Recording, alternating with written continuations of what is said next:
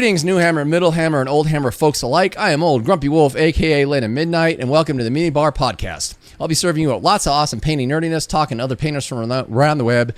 And tonight, because it's 12 a.m. in the morning while I'm doing this, I have got SomeLengthiness on the show, a.k.a. Toby. Hi, everyone.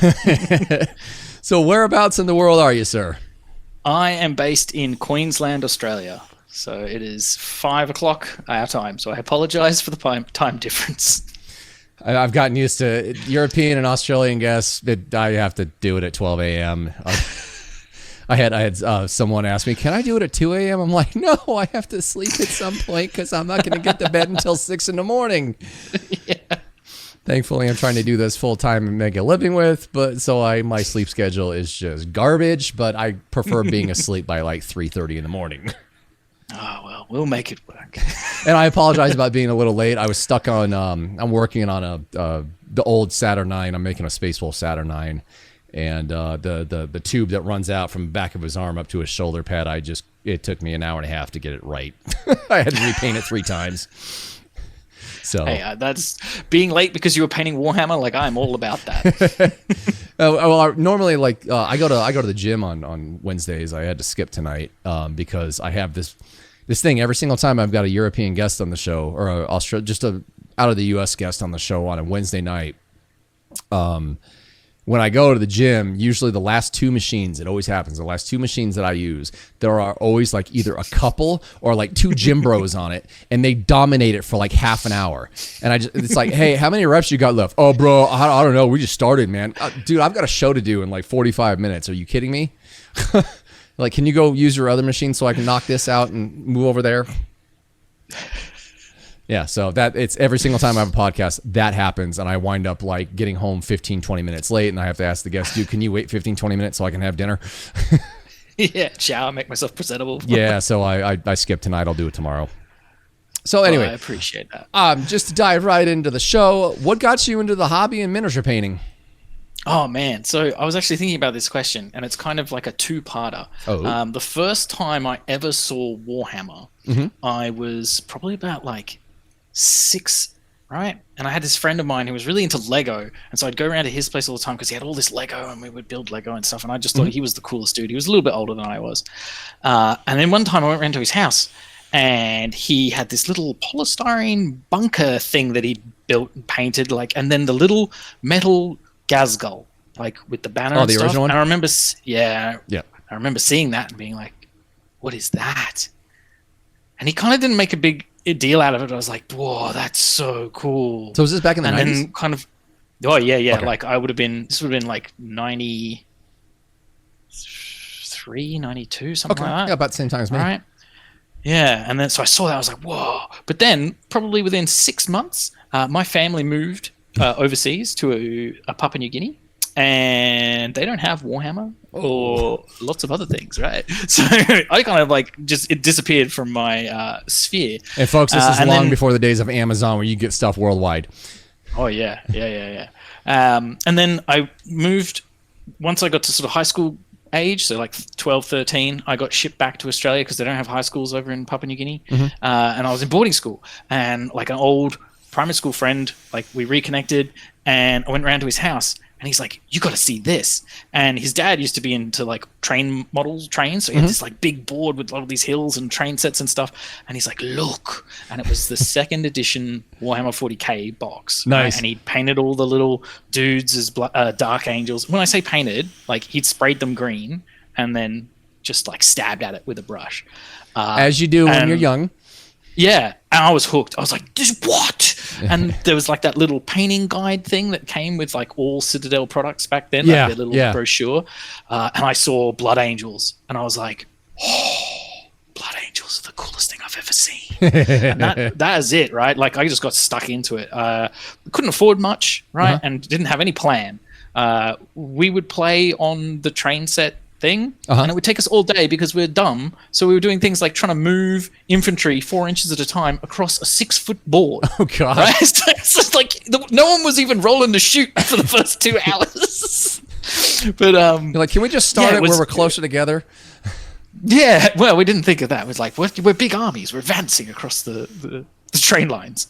But yeah, I really got into it. And I remember, I think the first time that painting itself really excited me was I'd saved up enough money to buy one of the metal Chaos Terminators. So funnily enough, kind of my project at the moment. So this is like getting near the mid-90s when that came out. Yeah. So this would be 97. All right. Oh, wow. Yeah, okay. They came out sophomore year of high school? Gotta feel old. Yeah, 97. I remember that because I was in grade 7 at that time. And like I had lead belcher and I'd been told about this thing called dry brushing. You had gun metal. Just dry brushed this dude metal. Like I'd sprayed in black. You had gun metal back then. They didn't have lead belcher yet. Yeah. And it was amazing. I was like, look at this. It's a piece of art. Because, like, it was amazing. You dry brush and you're like, all the edges are there. The thing looks mad as heck. I can just like stick a transfer on it and boom, it's an Iron Warrior. Because I was always mad into Chaos. Like I love Blood Angels to get started. And then when I discovered Chaos, I was like, oh, Chaos is where you filthy heretic. Oh yeah, fell for Chaos big time. And that was sort of it. And then, what normally happens is, boys kind of find other interests or things, put Warhammer down for a while, and my bank account probably helped a lot because I couldn't really fund it. It's very expensive in Australia. Oh, but back then it was way cheaper than it is now. Well, yeah. But I've sort of rediscovered it in the lead up to my first son being born because we were staying home a lot. And this is also like, just before COVID hit for the first sort of like, global lockdowns. And I was like looking for something to do because I do a lot of digital art in my free time. I was like, I'm looking for something where I can sit in the same room as my wife. And I was like, I've always sort of kept an eye on the hobby. And I was like, I started to see the new wave of like Primaris get released. And I was like, ooh. And I saw like, the bits and bobs. And then it happened, They launched the new Chaos Marines. And that infantry box, that standard Chaos Space Marine squad of 10, whoa. That triggered like so much spending. Because I fell in love with that box set. I still, to this day, I've painted that kit 3 or 4 times now. Like my Chaos army is mostly just Marines to like march across the battlefield, but loved it, absolutely loved it. And they were so much better than like the older metal ones. Like in my head, I'm like, those things were incredible. But then when I got these new plastic ones, I'm like, oh, yeah, these are amazing. They have all the bits, not enough horns and weirdness, but still incredible. And yeah, that just sort of started it. And I just, I come from a background of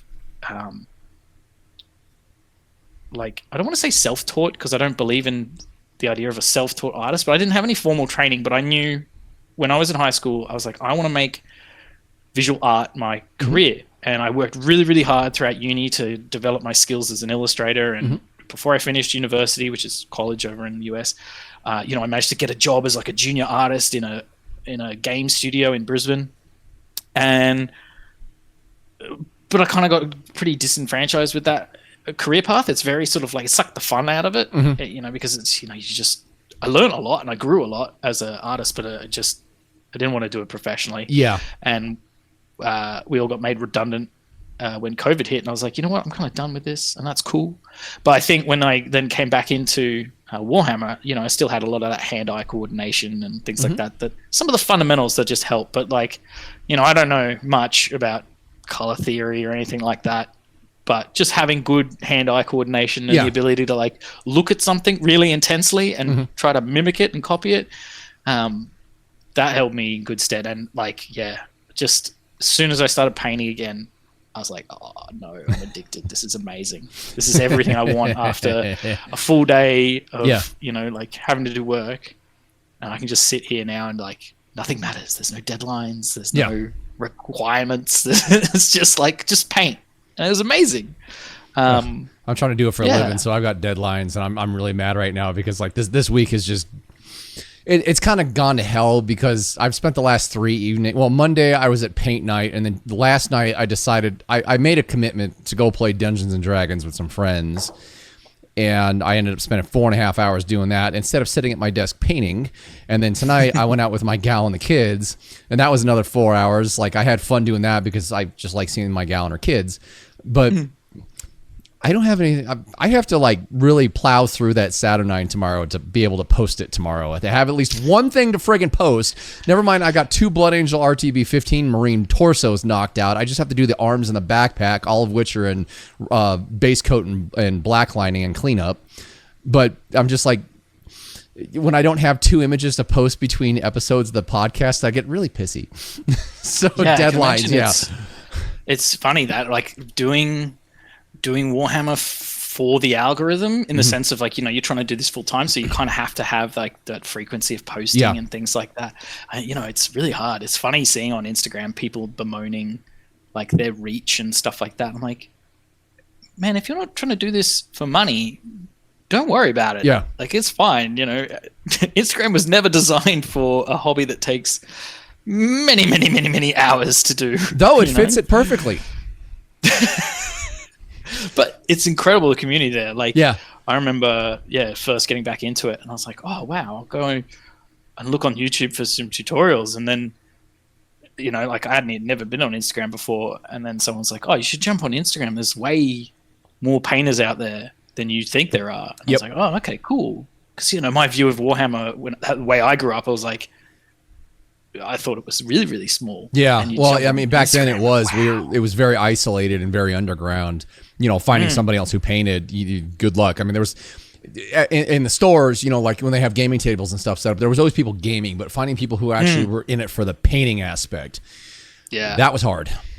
Oh yeah, it was wild. So that was incredible. So yeah, I don't envy you on having to try and keep up that kind of pace. That's intense, man. Well, and I've noticed like they're like all my miniatures, I don't do like the pre, I don't do the full assembly and then paint thing. I paint everything in subassembly, so it takes me longer because like Ninjon did a video on the new Saturnine Terminator, and he pre-assembled it, and there was like a lot of stuff and like under pieces that just simply wasn't painted. And I get like for videos and stuff, like for content feeding the algorithm, that's great, because you can bang the stuff out really quick. But for me, I'm just like, no, I just can't do that. I can't bring myself to do that and leave stuff unpainted. You know, if I the 2 blood claws that I did recently, I'm actually going to do a full squad of 5 and enter those in at Adepticon this coming year at Golden Demon. So it's got to be stuff. Everything has to be painted, so I can put it on the table in case somebody judges it. They flip it over and they see everything is painted. Yeah. So doing that whole pre-assembly thing and then painting, I'm like, I just can't stand the idea that half my model isn't painted. I would go nuts. Especially when you spend, you know, even just doing, you know, painting for the algorithm, there's still a lot of time, you know? And if you're going to invest your own money and time and your love into these things, because I'm in the same boat as you, I would much rather, like, I'm working on these Chaos Terminators. You can't see the trim that is like on the inside of the. Oh, I know. I've got that box set of Terminators in my closet. Yeah. But I'm still sitting there going, oh man, what would the reflected look like, you know, on that bit? It's just like, no, once I glue it on, you're not going to see it. Yeah. But I need to do it. And it's fun. You know, I think that's the key to it, is like, I really enjoy painting. Once it's finished, I'm kind of like, all right, next thing. Right? Well, a couple of buddies of mine on Instagram are like, well, you know, like most people have to, you know, knock things out really quick to feed the algorithm. And I'm like, but honestly, the way I'm approaching it is I'm going to do quality over content. And in the long run, if you can manage it for a couple of years, it does start to work out. There's a guy I've been following for years. He's called the Gaming Historian. And dude puts out a video like every 3 months. But his videos are like 30 minutes to 2 hours, and the guy's his content is like studio quality good, and he's got like 1.5 million subscribers. So yeah, but back to the show. Innate, I want to hear more about what you were doing. So you got you. Let's go on to the other question that relates to the first one. Did you get into the hobby because of gaming or painting? Yeah, I mean, I think it was kind of both, right? Like I got into it. Because my friend had that box set, right? Yeah. And he's like, we need to do this. And of course, as all newbies, we ended up with 2 Space Marine armies fighting each other. Yeah. Because you didn't want to paint the orcs. Well, yeah. And then we realized how easy it was to kill them. Like, oh, fuck that. That's why there was a lot more of them in the box than there were Space Marines. Yeah. And that really badass dreadnought that was a cardboard cutout. Oh, yeah. I remember that. That was wicked. But like, I think that was the inspiration, right, was the game. But me and my friend at the time, we were both also into like drawing and things like that. And like second edition art is like, it's like burned into my brain. Oh yeah. How iconic and influential that was on me at that time. Just the variety of stuff and just the weird things. And like, you know, I think that really drew me in a lot was the artwork and the lore to it. And so it gave like the little pieces on the board, you know, more of a life. Yeah. But then it quickly sort of, I guess we stopped playing. We didn't play a lot, but we would catch up a lot to paint. You know, I'll still remember this day, my mate trying to paint the metal Azrael, and I thought it was like the coolest thing when he painted the little Watcher in the Dark that came with him, and then he put like a wash over the cloak and all the recesses, and I was like, witchcraft! I've still got that model. It's glorious, right? I gotta find the backpack, but I've still got it. I'm missing the Watcher in the Dark though. He's so cute, little guy with little power armored foot. But yeah, so it quickly transitioned to the painting side of it, and that was fun because, you know, you'd hang out with your mates, you know, sitting on the balcony painting and just like talking nonsense, and then like you might play a game or two, but it didn't really matter. Most of the time we'd paint for a few hours and then go ride a bike or something. So it was interesting how quickly we moved away from like the gaming aspect of it. Are you guys still friends? No, because I live like in a totally different state to he does, and our lives like just diverged a lot once I sort of like moved here and things like that. But I'm sure if I ran into him on the street, we'd be like, "Hey, did you ever finish Azrael?" I feel fortunate. My painting bestie, like he moved away for a while, but he came back, and I mean we just like picked up right where we left off, and he's getting back into painting again. And I'm just like, oh, thank God. He's kind of between houses right now. He's staying at his grandma's. His grandma passed away, so he brought over like a bunch of his game stuff and left it here. So I've got like a full copy of first edition Space Hulk, full copy first edition Deathwing, full copy first edition Gene Stealer. I'm piecing together a full copy of Tyranid Attack for me. I have most of my box set. I'm pulling stuff from his Advanced Space Crusade box set for it.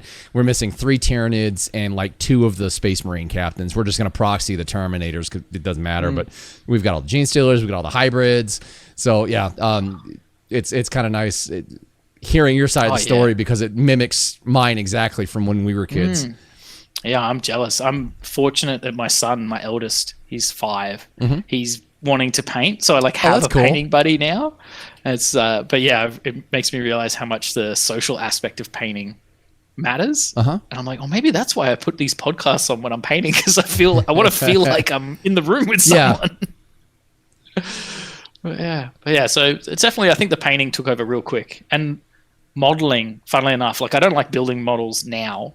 But when I was younger, like building, like I remember my mate of mine got a copy of Warhammer Fantasy when it came out with like the Lizard Men.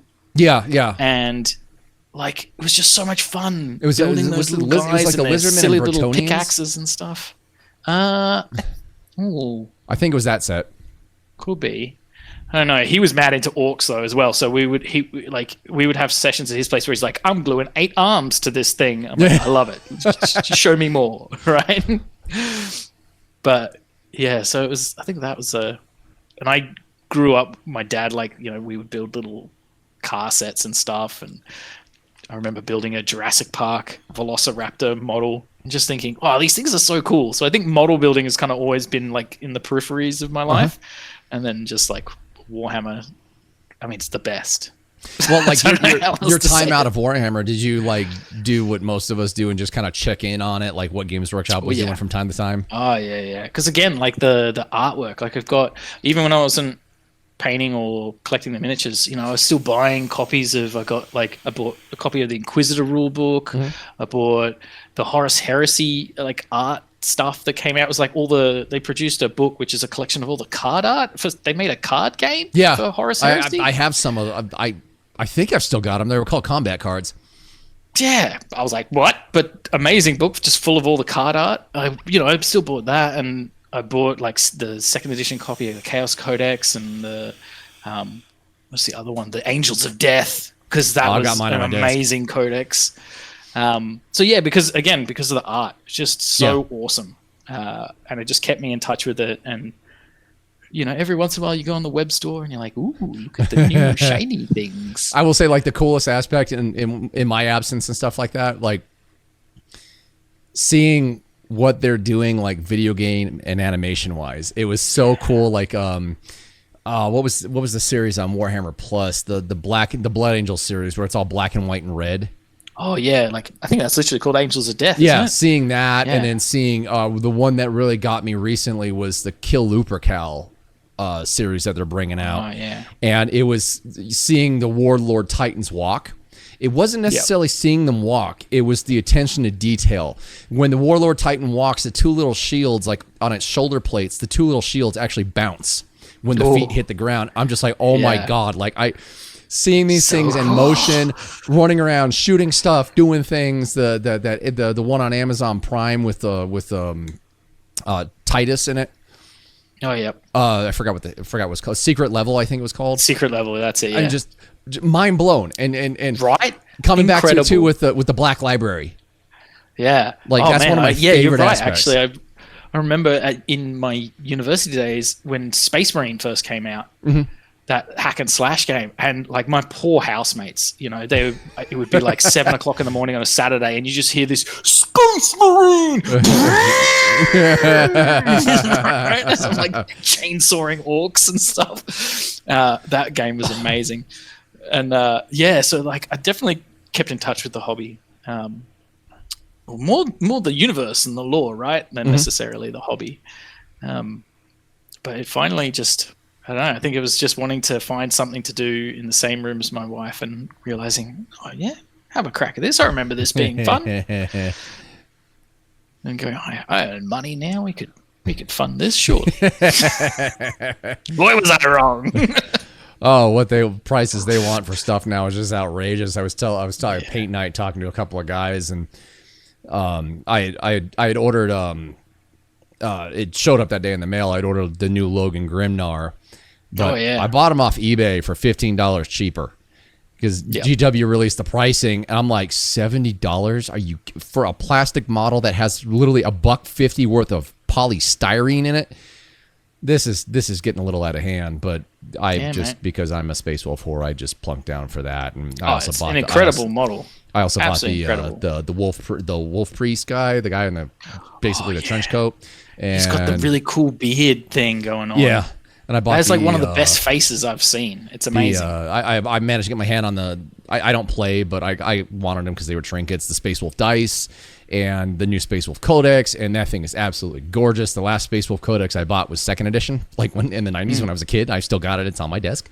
But no, I was telling the younger guys. I brought some of my models down. They're like, "Oh my God, these things are so tiny." I brought down the Saturn, my Blood Angel Saturnine, and then one of my RTB 15 Mark 7s, and they're like holding it up to their new ones. They're like, "Oh God, these things are tiny."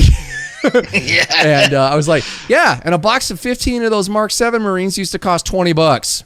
They're like, "Are you serious?" I'm like, even adjusted for inflation, that's only like $42 for 15 of them. You buy a box of like 15, 20 Space Marines now, it's $80.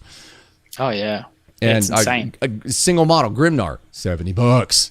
Whereas back in the day, well, the old metal Terminators, you remember from when we were kids, they were like $5-6 a blister pack, and you got 2 of them in there.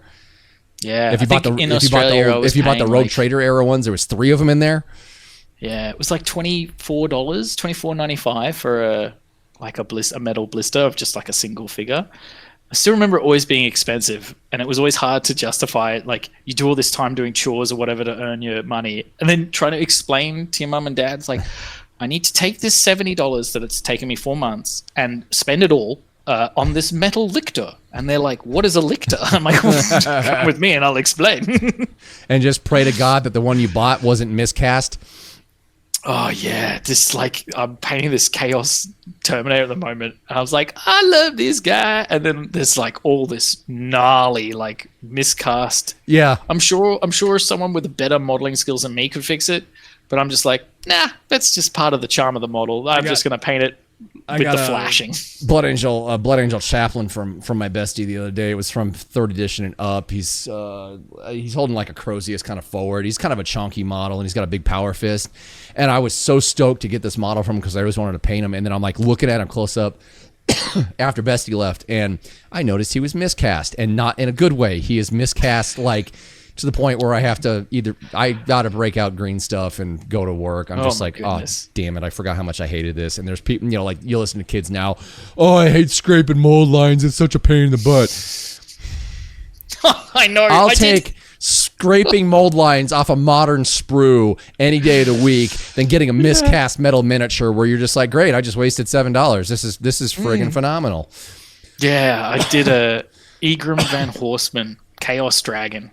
Right from the double-headed dragon you're working on. Yeah, I mean that model always held a special place in my heart after Gazgul because he was in that painting like materials that would come with the box set. Yeah, so I was always like, look at this cool thing. But I was always more into 40K and stuff. But I saw him on eBay for going for pretty cheap. And I was like, you know what, we're gonna do it, right? And that thing, it like broke me mentally. Putting it together because I'm not a builder, right? Like this was the first time I've ever tried to use like milliput to fix gaps. And you gotta start breaking out gaps, like start pinning things in place. Yeah, like the wings don't really fit into the holes because the tail and the head were just like too fragile for me to rebend and stuff like that. Like the whole thing's just glued together with a massive epoxy resin. But it was hardcore, and it was impressive to see what people could achieve back then. I love the how materials they're working with. I love how those models weigh insane amounts when they're put together. It's like I want to reassemble and paint my old Space Wolf Dreadnought, Bjorn Fellhanded. And I was making a joke. My buddy Chris at Paint Night, he's the one who runs it. He brought down one of the Space Wolf Dreadnoughts he built, and it's plastic. And I pick it up. I was like, wow, this thing weighs almost as much as a metal Space Marine. Yeah. And the metal Dreadnought, man, you put that thing together, you throw it at somebody, they'll get a concussion. Yeah, you could prop open doors with that thing. I used to have an old box Dreadnought, and they were heavy.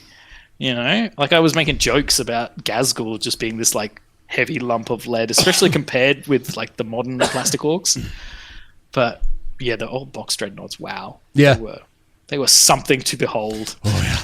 At least the Dreadnoughts went together easy, unlike that Chaos Dragon you built. Man, I know exactly what you're talking about. I did a Hive Tyrant for a buddy of mine, like when I was a teenager, when they the first metal one, and I love that model. That thing's gorgeous. Yes, it's a gorgeous model. Oh jeez, that thing did not want to go together right at all. It was just a nightmare.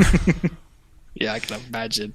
I've got 2 Chaos box Dreadnoughts to do. One of them still in like the original box that it came in. And after doing Egram, I was like, I don't know if I've been ready to tackle another sort of like medium to large scale metal model for a bit. I'll do something a little bit smaller and more achievable in between. So I want to actually move on in the question. I've seen your models, and you're really, really good at what you do. I'm curious, what kind of paints do you use? Sure. Mostly Citadel, right? Okay. So when I got back into it, I was I'll be honest, right? I'm a very naive painter in the sense of I've seen a lot of your guests, and they're all incredible, right? I pretty much follow recipes almost exclusively, right? So when I was getting back into it, I was like, I'm going to have to figure out how you paint these things as Black Legion. So I just went on YouTube, found a tutorial that gave a good result, and I was like, right, all the paints, go and buy them. And I'll do that fairly frequently. When I want to do a project, I'll go find tutorials, not necessarily of that model. Like with Egram, I actually watched I think it was from Get Good. They did a tutorial where Magnus is painting like a squat. He's using these beautiful orange and purple tones to paint the squat. And I was like, I want to do the dragon orange. So I just wrote down the paints he used and went and bought them. So yeah, I used a lot of Citadel. And then because of the recipe approach to painting, I bought I probably have 5 or 6 Vallejo paints. Okay. Which were a big, again, very naive painter. So even the concept that there are other brands other than Citadel was new to me. I was like, what? There are more to this? So I had some Vallejo, and it's only been since doing Egram that I've started to play around with AK paints, and they're amazing. Yeah, they're a lot different than Citadel. Yeah, but I kind of like I don't know a lot about like paints and paint science and stuff like that, but I feel like Citadel cops a lot of flack for their paints. And as someone who I don't consider myself particularly good, but I'm like, these paints are great. I get the whole like the pots don't really seal properly. That is annoying. And I have many a paint where I've desperately tried to like. They've kind of started to dry out, and I'm like, just add some Lamy and medium and a glass shaker ball. Jeez. That does not work. Right? But so I have like all these liquidy red paints that I'm like, it's fine, right? Like thinner is better. That's what they teach you. The Army Painter dropper bottles, they're the exact size of a Citadel bottle. So transfer your pots over to those bottles, and you'll notice a world of difference. I've often thought about that, and then what I realized is, with the limited amount of hobby time that I do have, I'd rather just keep painting than do the admin that would make things better down the track. It's like, it's a false logic. I get it. But I'm like, nah. When the paint finally dies and can't be salvaged, I'll buy a dropper bottle paint or something like that. Well, they're just blank dropper bottles, and they have metal balls, agitators in them. Yeah. And it helps too. Like you're talking about, adding Lamy and media. Instead of adding Lamy and media, if you like, let's say your bottle's 2/3 full, pour it in one of those dropper bottles and fill the rest with water. I always thought water would do something bad. Nope. I don't know why. It just thins them out. Yeah. Like acrylic, natural thinner for acrylic paints is water. Oh, they see. I just learned a thing. Now I'm eyeballing my dried up like tin of Mephiston Red, going, "Well, I know what's happened to you later, buddy." It's like I did it. Shortly after, I was a couple months after I got back into painting. When I had a load of Citadel colors. I got sick of the caps not sealing, and like the solution is to pop the lid off and then turn it inside out and then clean that thing out. And to me, that's a pain in the butt. Where like I grew up with the old Citadel paint pots, the old cylinders, and the old 80s cylinders and the old 90s hex pots, where like you could just, to clean out the lid, all you had to do was stick an X-Acto knife in there and just pull, and that ring of paint would just pull out in a solid ring, and it's airtight again. Yeah. And the screw-on lids that they came out with in the 2000s were god awful, so they switched back to the pop-top lids. Yeah. But those pop-top lids weren't airtight. Like the original ones were, and then they came out with the new paint pots, and I was like, oh, those look cool because it's like bendable plastic. Oh Lord, I was wrong. So I ended up grabbing 2 packs of the Army Painter dropper bottles from a local store here in town, and I spent like an hour and a half when I just transferring all my paints. And what I would suggest doing is taking your X-Acto knife and just cut like a small chunk of the label off from the Citadel bottle, just score it so you can peel it. Get your knife under there, start peeling it, and just stick it on the dropper bottle. Actually, here, I'll show you exactly what I'm talking about.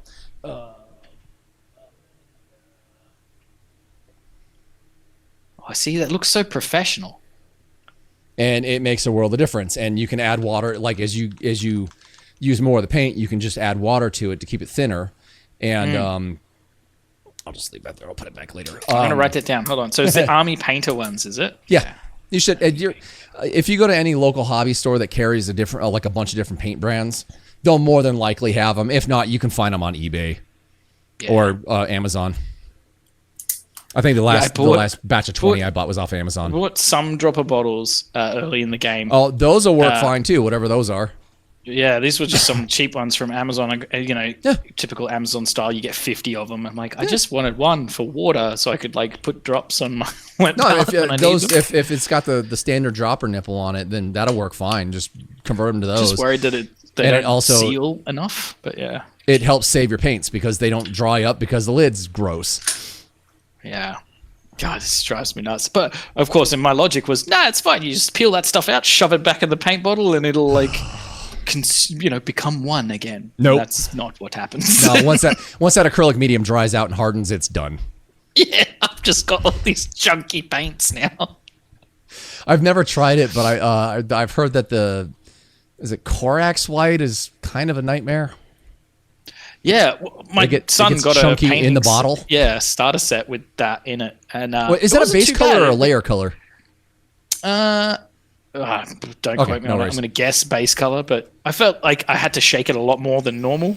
But it was okay, especially considering I'm comparing it to my god-awful paint. So I was like, this seems fine.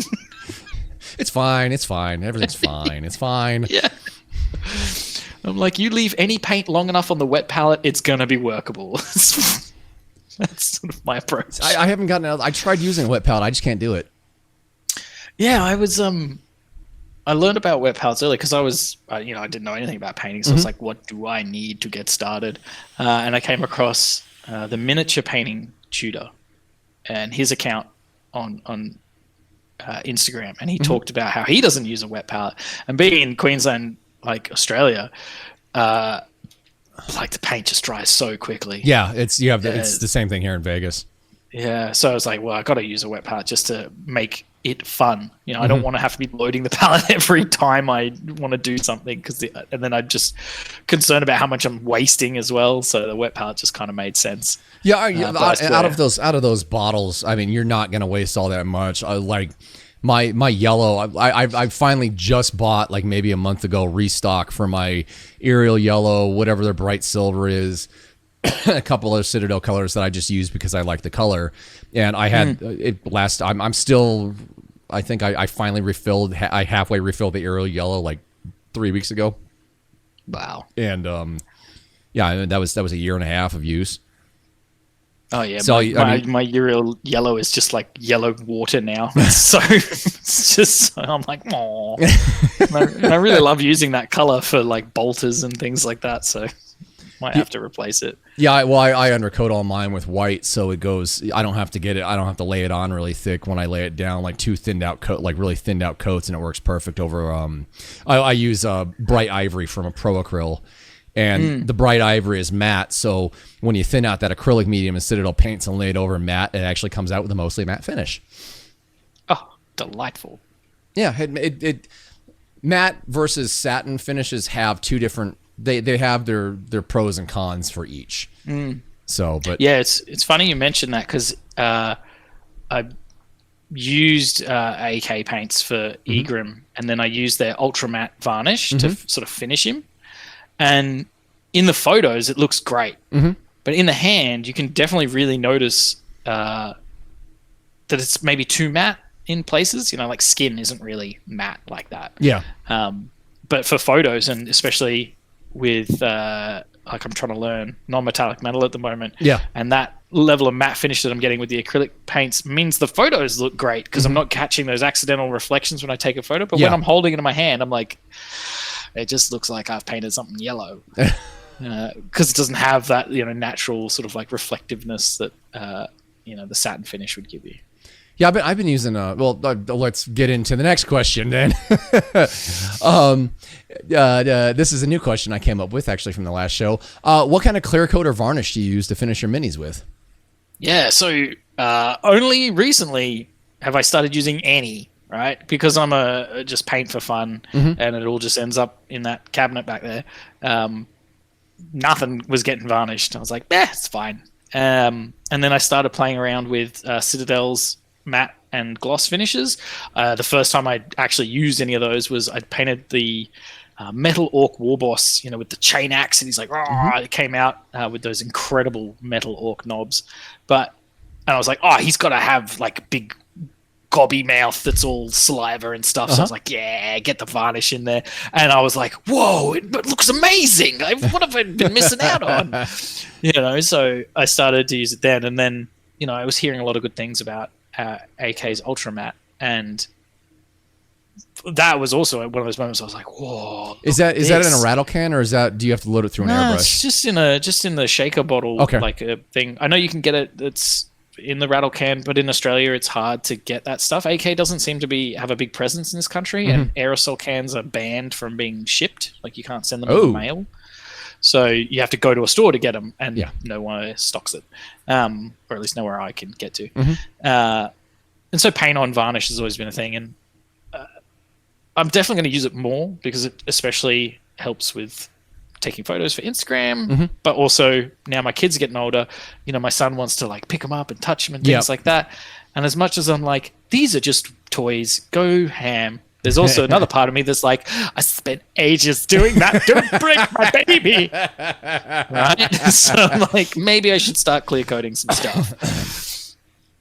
But yeah, so I'm using AK Ultra Matte. I think it's amazing. I'm going to try and experiment with like mixing it with Citadel's matte, because their matte isn't really matte. It's sort of satiny. It's satin, yeah. The Minotaur, I use their Rattlecam Minotaur and varnish.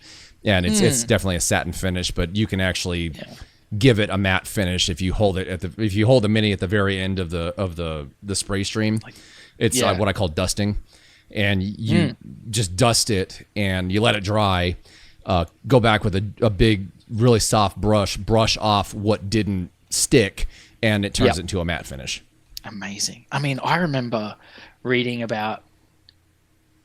I'm probably going to misquote it, but I swear it was an article that talked about how heavy metal painters would use super thin down PVA glue to create matte finishes for their models for photos. Oh, I've never heard that before.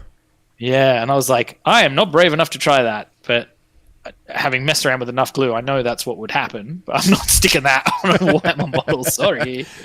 I'll pay for the expensive hobby product. Thank you very much. Yeah.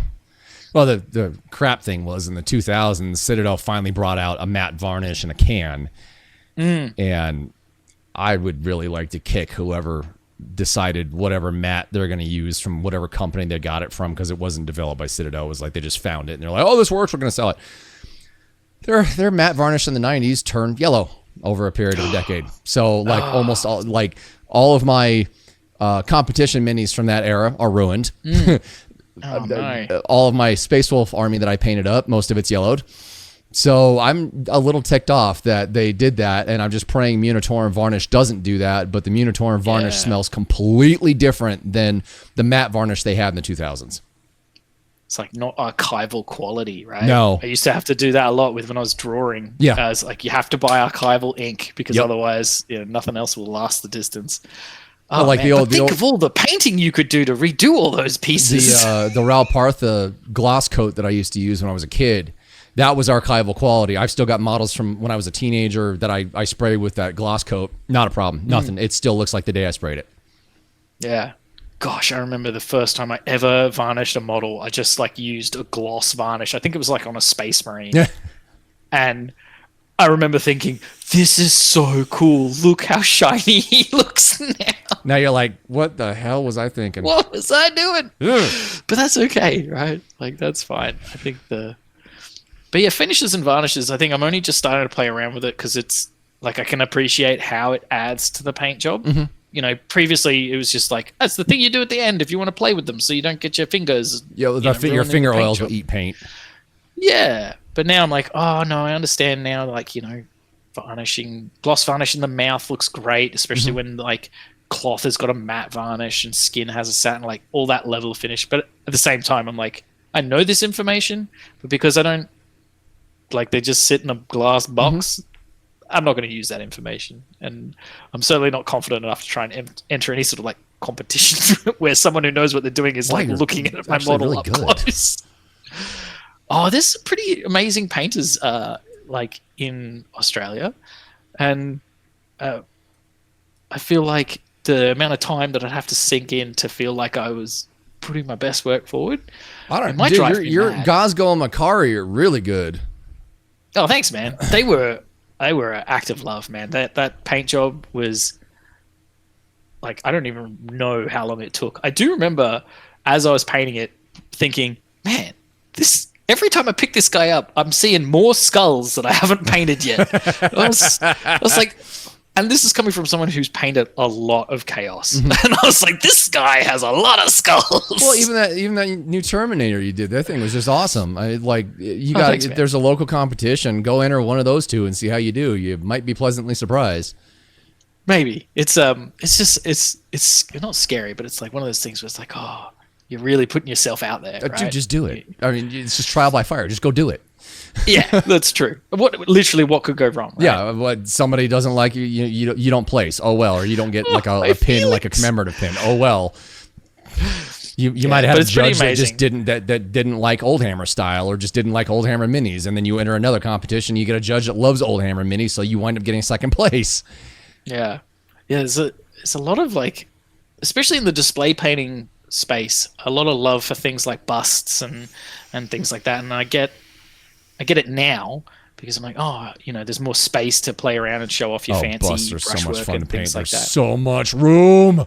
Yeah, but for me, I'm like, that's the opposite of what I'm be doing. I'm starting to think epic. How do I get my hands on some epic? Because I'm like, the small things, the tiny little small things. That's what I'm into. That's why like Warhammer's always been appealing to me. I'm like, look at these tiny little things, and it adds to that level of like, oh, when it's well painted and it's tiny. I really like that.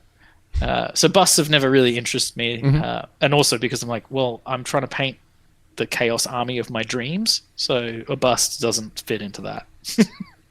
Okay, so jumping back into it, we went over paints and clear coats and stuff.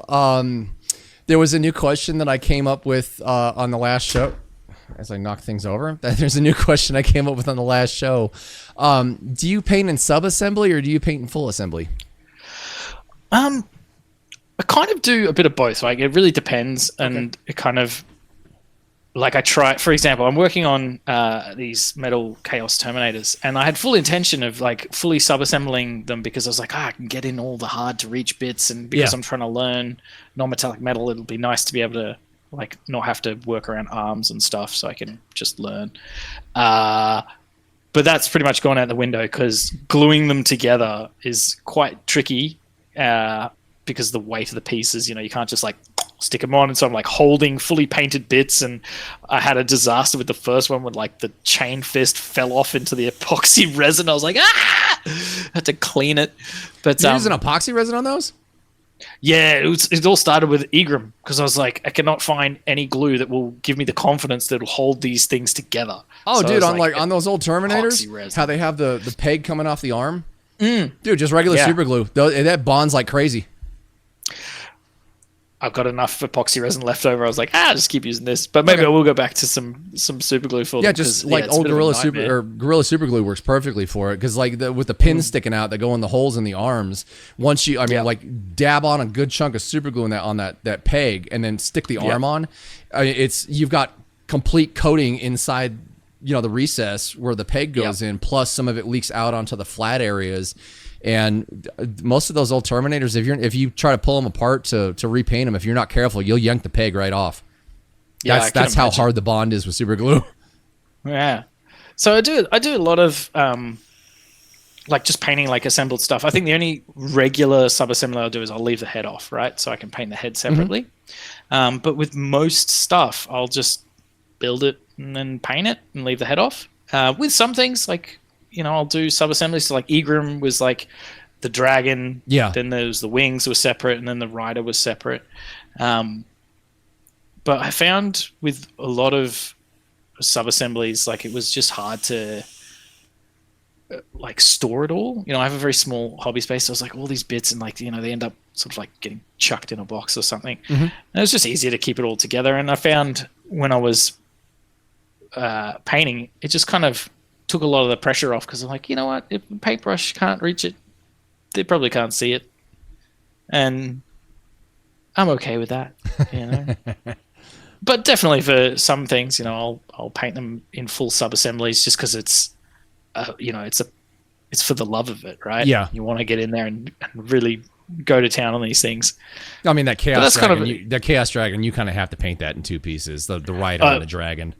Was literally impossible to do it any other way because I couldn't figure out. I'm like, how am I even going to hold this thing to paint it? Like, I got neck and back problems from that bloody miniature because it's just like I had it balanced on top of things to try and get up high enough, and eventually I was just like, you know what, I can't do it.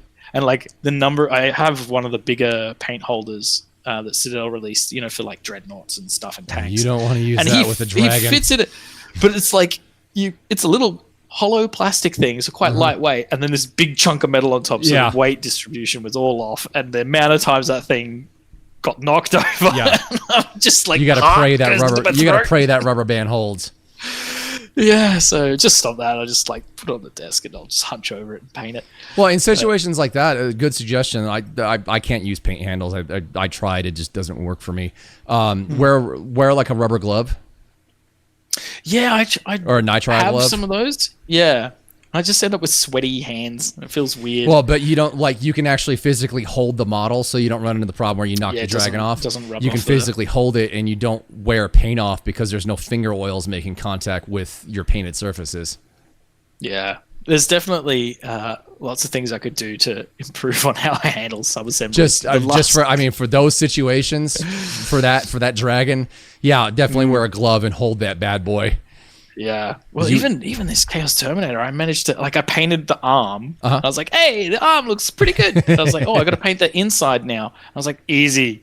I'll flip it over, and I'm like working off a cork with some blue tack on it. I just like stuck it on and painted the inside, and I'm like, all right, peel off the blue tack, and of course, what happens is I'll just like peel all the paint off the shoulder pad, and I'm like, crap. Yep. And that's where I remembered in your previous interviews with Terrible Work, where he said, I kind of varnish as I go. Yeah. Because it kind of he's the first dude I've ever heard say that. Yeah, me too. And I was like, I'm going to do that. And so I did that with the other Chaos Terminator after that disaster. And it really helped. Yeah, I love Mike. He's funny. Yeah. So I don't really Terrible Work's one of those guys. Terrible Work's one of those guys that I send memes to, and we just he has a really dry sense of humor, so he gets my sense of humor, so we get along really well. Oh, that's good. Yeah, he seemed like a really nice guy, and his stuff is incredible. So. Oh yeah. he posted a picture of his orc the other day on Facebook. I was like, damn it, Mike, why are you trying to make us all look bad by comparison, man? Give us a chance. Yeah, especially when he has such a self-deprecating name like Terrible Work. Yeah. It's like So going past subassembly, who influenced your painting style? I'm gonna obviously the box art, right? Yeah. 'Cause I think that's a pretty common one. But I would say comic books. I grew up loving comic books. I didn't really I've got a small collection, and there's certainly no rhyme or reason to what I have. But the way that they color, it really influenced me a lot. I like bright colors, I like darks, I like, the crazy weird ways that they render metals and stuff in comic books. So I think that influenced me a lot, whether probably not intentionally, but just because that's what I've sort of seen a lot of. So I'd say those two. Obviously there's a load of artists out there that have influenced what I like and what I want to try and replicate in my own stuff. But more than anything, I would definitely say comic books, and weirdly enough, Terry Pratchett picture books, because they've got some. I've never heard of that. He's got some short stories that got released with as illustrated stories. And the artwork is as zany and mad as his writing. And so there's a lot of stuff there. They go, I want to do the skin on this guy the way I saw that dwarf in one of his books and things like that. So yeah, I would say a lot of that stuff. A lot of the sort of older fantasy artists as well. A lot of their stuff really influenced me. Again, I don't know their names, but I just remember that era from Frank Frazetta and earlier, where they're doing the idea of something in space was well, you just take a fantasy trope and you whack a space gun on it, and that's it in space, right? And everything's that's how and 40K started out. Yeah, well, yeah, exactly, right? So I think a lot of that aesthetic sort of influences me, where it's just vibrant colors and trying to bring that in. You're talking about old fantasy artist Boris Vallejo. Yeah, and seeing how they would render different materials, because I think that was the big thing that I learned when I was trying to learn how to draw and things like that. It's the observation, the skill of just really intensely examining something and trying to understand how it was done. That's I've talked about that a few times on podcasts with other guests. Imitation is the biggest form of flattery out there, but also you see something on the box art, or you see another Instagrammer's miniatures or something like that, and you're like, wow, I really want to try that. And it may take you 10, 15 times, 20 times to replicate it. And to a lot of, I was watching a podcast about it today, like to a lot of younger people, I think that might be very intimidating, especially with what like social media and TikTok has done to the mind. But what you learn during the process is the important part, because you wind up learning a whole bunch of stuff that you never thought you were going to figure out or learn along the way. 100%. Yeah. And that's failure is the biggest teacher. Yeah. And especially in painting, it's not really a failure, right? Because even if you hate it, you can always just repaint it. Well, I mean, your worst pieces are your best because they teach you the most, because you can pick out everything you hate about them. Your best pieces are your worst, because that's when you know you've hit a plateau and you need to do something to get off it and do something different to get into another groove.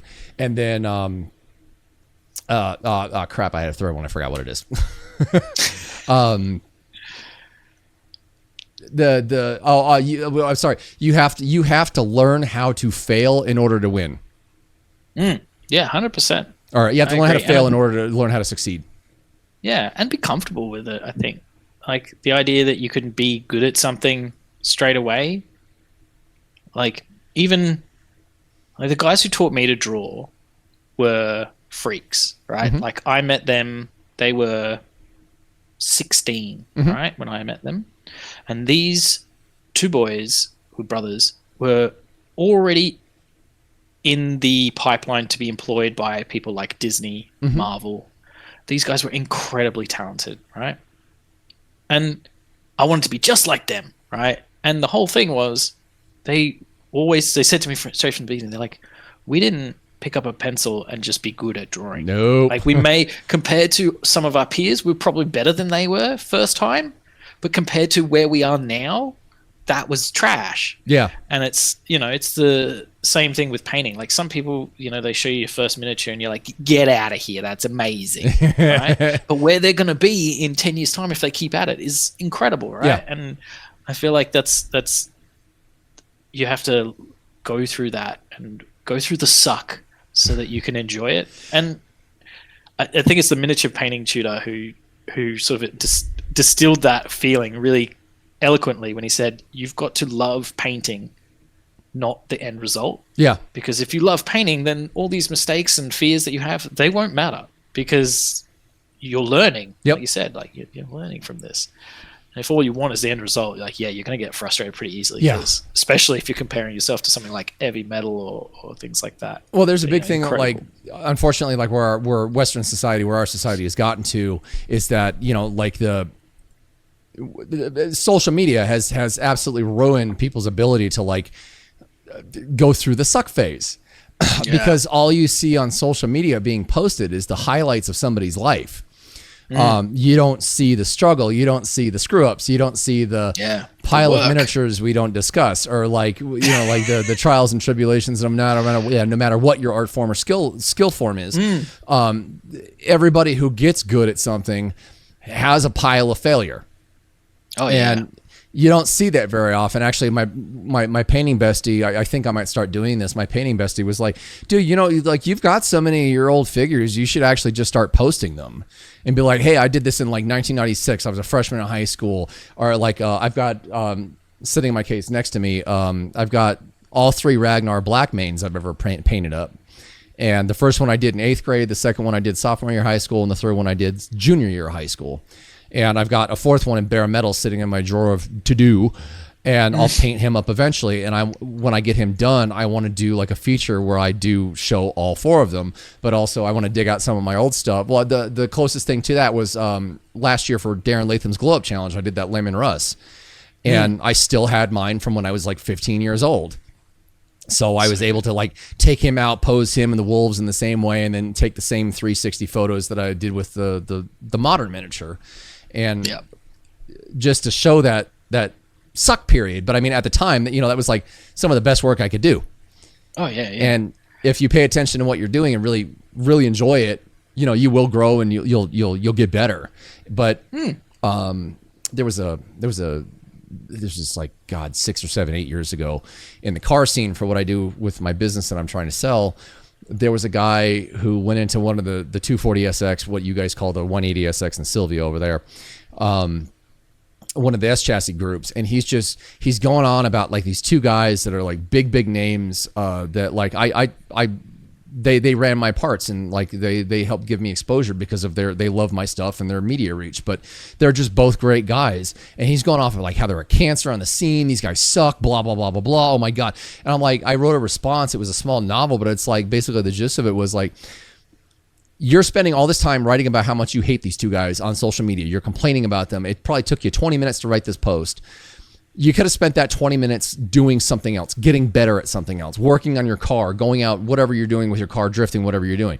You could spend that 20 minutes of like putting negativity in the world and go do something positive with it. And also, and the other point was, it's like, dude, you're complaining about these guys, but like, the fact of the matter is you guys don't see their hustle. You don't see the hell they go through in the background. You don't see the suck period, because all they post, they're posting their accomplishments, but like him building this car, it's taken him 6 to 10 years on YouTube to build up an audience to where he can afford to do this car within a few months, but also he's got the mechanical knowledge to do so. And he's got people on staff or people he works with that have better knowledge than him. He has resources. This is actually part of becoming successful in life, knowing how to use your resources. So you can go ahead and hate on him, but you don't know the hell he's been through, or the other guy, both these guys, the hell they have been through to get where they are. But you know what? They never, guarantee you, they didn't go on Facebook and complain about somebody else they was more successful than them. No, they saw them as inspiration and went for that level. And 100%. In painting, agree. There's guys who've seen my miniatures and they kind of like, oh, dude, that's really good. I'll never be that good. It's like, no, just keep practice. It's like, I've been doing this for 30 years. You can totally How do you think I got good. to this level? Yeah. And you know what? There's dudes who are well above my pay grade. But you know what? One day I might be there. One day I might not. I'm not going to be. I listen to like Zumikito and him talking about how he spent like 700 hours on his Golden Demon entry. I'm like, that's just not fun to me. Yeah, right. Like, I get it. It's an amazing piece. Like that Nurgle piece he did was just, mind-blowingly good. But that is just not something I want to pursue, because I'd rather do something like the podcast, something like tutorial videos, interacting with people. I'm good at my hustle. I'm good at promotion. I'm good at doing design work. I'm good at art stuff. And I'd rather focus on what I'm good at, as opposed to like spending 700 hours on a diorama that, like, by the time I'm done with it, I just want to take it in the backyard and drop a cinder block on it. Because I'm like, I've never seen it again. This has been 6 months of my life. Somebody just steal this, please. I never want to look 100%. At it again. So yeah, the suck phase is very important. Yeah, 100%. It's really hard, and I think a lot of people, they want to compare themselves in a negative light, right, to these people. I think you mentioned it, right? That you can hold these people up and go, "Oh, I'll never be like them." Or you can hold these people up and be like, "Well," as inspirations, to be like, "What can I do to try to do something like what they're doing?" Right? Like I've been painting probably fairly consistently for 5 years now. And you're damn good. In those 5 years, you're excellent. But it's every night. Yeah. Like every night I'll do something, right? Except Friday nights, because that's date night. But like, and it feels like, when I look at some of my first ones I painted, I was like, I don't know how much I've advanced from that. Because the things that I'm trying to do are like so different. Like I only recently started to try and do like volumetric highlights, not just like edge highlighting and things like that. And it like hurts my brain. You got to actually think about this. I can't just like draw the lines. But it's the only way to grow, is to like go through the suck and come out of it and not beat yourself up about it. I think that's, if you're not happy with where you're at, like, you can be negative about it and go, "Oh no," or you can just be like, "That's cool, man. Next one's going to be better." And we like to even call if it's this just in a small way. We like to call this the inspirational part of the show. Yeah, embrace the suck. No, like what you said, like I don't. If depending on the weekend and what my gal is doing, like we usually spend Friday night together just out here, and then she lives like 5 minutes from me, so Saturday and Sunday night I'm always usually over there. But like sometimes during the day, if she doesn't stay over Saturday, I'll paint during the day. Sundays, if I'm doing laundry, I'm painting all day because my washer and dryer suck. But for me, like I'm painting usually 6 to 10 hours a day. Right now, not so much, because I'm trying to catch up on podcasts, because my painting tutorial put me a month behind. So I finally got I think I banged out 6 of them in like 3 days. And right now I'm going through and doing all the time codes for chapters, which I hate doing. But yeah, once I'm caught up on those, like I've got 2 more to edit, this one in the previous week, but once I'm done, I can go back to painting 6 to 8 hours a day again, not a problem. Or 6 to 10 hours a day. And you know, you want to get good at something, you really have to commit to that skill that that really drives you and brings you happiness and is you're passionate about in life. Yeah, and when you do that, it's not wasted time at all. It's never wasted time doing something that's important to you.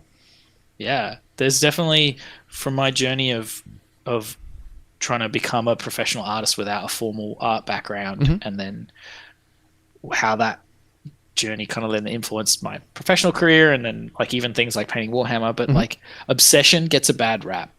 Nobody who's great at something was balanced. Yeah, they were obsessed with the thing, right? That's why like those incredible Golden Demon painters that can do 700 hours into a piece, you know, because they're obsessed by it. It dominates what they want to spend their time on.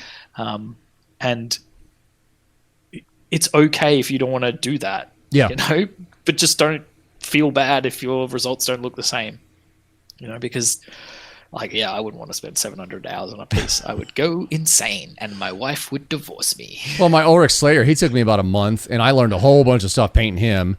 After I was done, I would just walk by my case and flip him off. But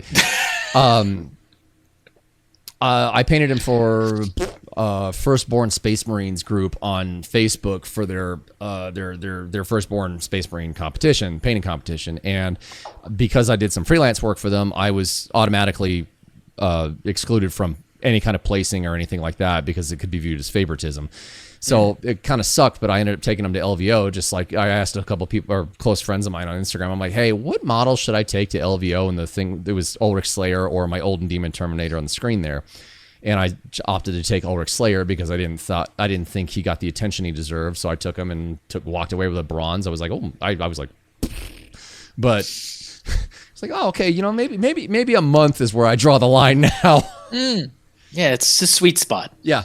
But now, like, going into what we were talking about, the suck phase, but now that I figured things out that I did on him that I struggled with, I've had a lot more practice with, and I've actually gotten systems down to where I could probably do him a lot more efficiently and better in the final results in my own eyes, because you're your own worst critic. Oh yeah, definitely. But I totally agree. You know, that the whole process, the whole suck phase, that's part of it. It's just like learning from your experiences. But the 700 hours thing. I'm deep in the suck at the moment, learning non-metallic metal. It's like, oh, you're doing a great job. Such a journey. You're doing bomb at it. Thanks, man. Let's move at it. Let's move at it. Somebody's gonna start asking us for hugs after this. Since we kind of grew up in the same time periods with heavy metal heavy metal with Citadel figures when Games Workshop miniatures, I really cannot brain. Since we grew up at the same time with kind of the same Games Workshop miniatures and experience, how do you think how do you think old Games Workshop miniatures compare to miniatures now? It's a tough one, right? Like I was literally looking at the I'm going to probably say his name wrong, the Heinrich Himmler model. No idea. He's a old Warhammer what are they called? Guys the necromancer, right? He's got a big hat, flesh cloak, stuff like that. I know the guy. He has like a wizard's hat, but like everything's like made out of. He's like basically like the fantasy version of Fabius Bile. Yeah. And I always thought as a kid that he was like doing a weird like streaker thing, like he's flashing someone by holding up his coat, but really it's just like the pose, and he's got like these big like sleeves and stuff like that. And that model was like so full of character and interesting little things, like details, and very charming. And then you compare that to some of the stuff. Like it's easy to say, oh, the first round of Primaris, but like from a business sense, it made sense for those to be very bland and generic. But like, I think there's it seems to come in ebbs and waves. Like the current Space Wolves stuff, right? All the character releases for Space Wolves have been amazing. That Space Wolf priest you're talking about, that's like walking forward, that face on him is amazing. Yeah. Right. And then you have the flip side of that, like the Blood Angels release, where it just looked like they'd 3D mashed together some like, what are those guys called, the Stormcast, with some like ideas that they had, and just went, that's done. And it's weird. And then you compare that again with like what's coming out with their like undead things. Like that undead dragon dude looks insane. I'll never paint another dragon again in my life, but it was like amazing, right? And again, I'll go back, like the Chaos Space Marines, those infantry dudes, I think they're way better than the original metal plastic hybrids that came out. Oh yeah. But then those things, like, honestly, like the masks on the old second edition ones, I'm just so like, bad. oh, dog, So when they dropped the new Slanesh models, I'm like, oh god, those are gorgeous. Yeah, right. I don't really want to paint Chaos, but those look good. Yeah, but then like the Terminators, like I got them and I painted them and I thought they were awesome, and then I went and looked at like the second edition ones, those metal ones. I'm like, the metal ones just had so much more stuff on it that made it Chaos. Yeah. Right. And that weird sort of like exaggeratedness of 40K back then, like giant chain fists. Yeah. Like it's so impractical, but it's way better. And like some of the more like they try to make it more realistic now. It just feels like it's missing some of the fun sometimes.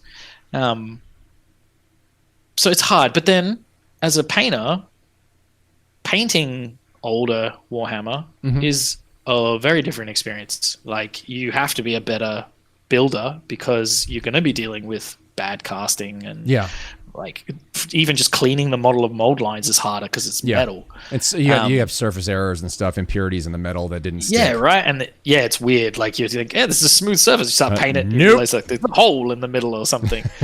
And modern plastic's like amazing. You know, like really incredible. So I don't know. It feels like the modern stuff is really great, but it feels inconsistent in the level of quality that they have going on.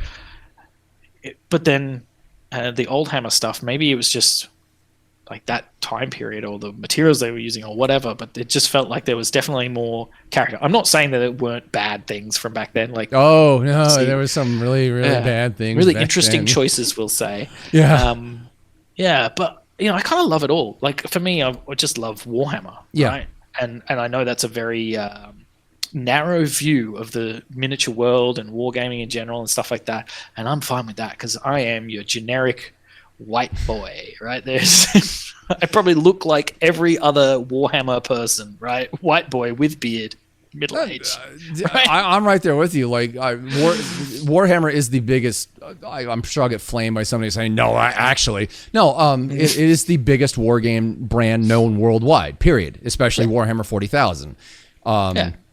And there's other stuff out there. Like I really like some of the demons from Trench Crusade. I thought the sculpts were absolutely gorgeous. I agree. But there's the obtaining them is a pain in the butt because they have to be 3D printed. They're not, not done like Games Workshop does. Yeah. And going into what you were saying about just old Hammer versus new Hammer stuff, what Games Workshop has done with their plastics since the 80s, God, they've gotten good.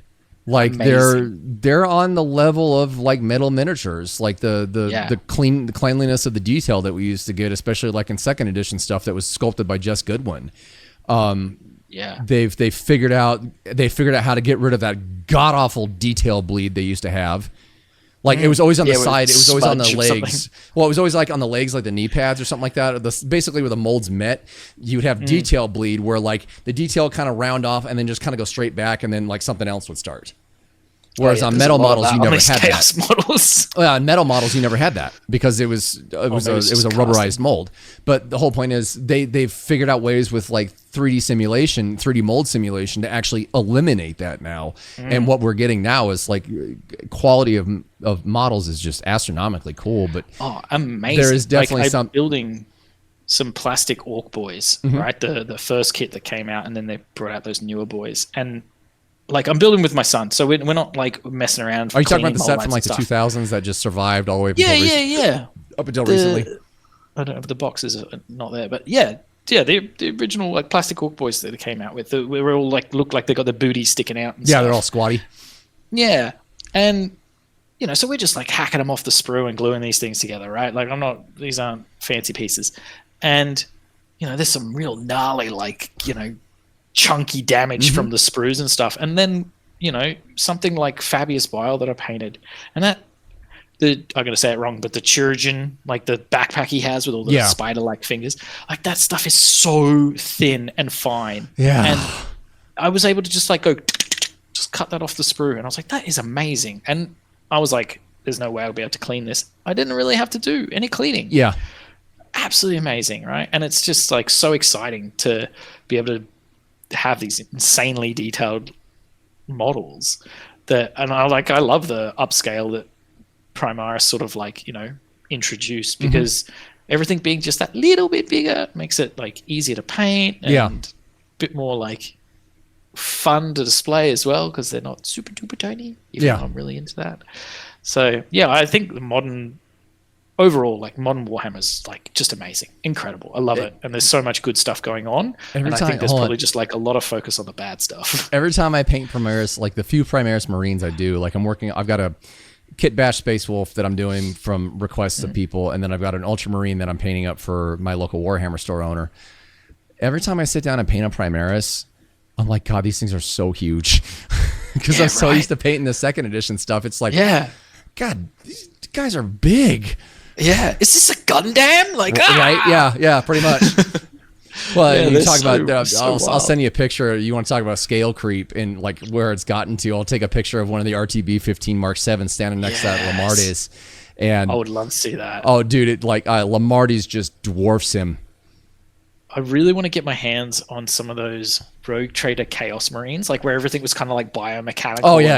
I love those things. They were so neat. Just to see what they would look like next to, like the modern stuff. Well, they didn't. Abaddon, he's huge. Those things, like they varied in size, which was cool. Like I used to have them. I don't know what happened to him. I think it might have gotten stolen or I gave him to somebody. I don't know. But it was one of the old heavy weapon Marines. He had the Chaos missile launcher that was like two-handed and sticking straight out. And he didn't have feet. He looked like he was like almost like on a mushroom. And that boy was tall. Yeah. He was taller than like normal really Space care too much about it. It was a different time back then. Oh yeah, very much so. Well, if have you ever checked out the Rogue Trader rulebook? No, I've never seen it. I've seen cover art, but I've never seen the book in person or inside it. Right? I lucked out. I found a guy on Facebook selling a brand new box of RTB-15 Mark 7 Marines, a brand new box of RTB-09 Terminators, and he also had a mint copy of Rogue Trader. And I blew way too much money on this stuff, but I just wanted the Rogue Trader book as a trinket, because I remember Rogue Trader books being in like hobby stores when I was a kid, and back then it was like $20. Yeah. That's like 250. Yeah. But back then I was too young to understand what it was, but I wanted it to see what was in it, and it's such an interesting view into that era of 40K and like how different it was. The old black and just white. The notion of what Marines were, and things like that. They were just kind of buff dudes in power suits. They weren't. They weren't really sure. I swear there's a artwork in that book where they're like standing behind some guy who's like doing graffiti. Like, Marines, they're just slightly like taller than him. Like, yep. But yeah, I just wanted it for that seeing that era of this thing that we love so much, compared to now, and it was just neat to flip through. But if you ever want a copy of it, you can. Games Workshop, I don't know exactly when it was within the last 10 years. They actually reran hardbound copies of it. Ooh. Yeah, you can. Most of the time, they're usually between like $125 to $200 on eBay, depending on who's selling it. But if you want to get into if you want to see the old Rogue Trader stuff, I highly suggest buying one of those, like the hardbound copy, because it'll preserve a lot better than the soft cover did that they originally released. Yeah, my current trinket goal is I think it's the second edition Orc Codex. I had it. I don't know what happened to it. That Orc book, amazing. Like I had that cover art up while I was painting Gaz. Oh, that was such a great painting, man. I think that was Mark Gibbons who did that. Awesome. Yeah, I think so. His artwork was really predominant at that era of Games Workshop and really different from a lot of the other stuff, especially John Blanchard's He went to stuff. like the whole ultra realism thing. Mark was my favorite artist in that era. Yeah, his stuff was amazing. But a lot of the books from back then, like if I could, I'd have them all. Like, because I remember as a kid, I had the Eldar book. I always wanted the Space Wolf book, even though I never played Space Wolf, just because that incredible cover with the red-headed Terminator, like,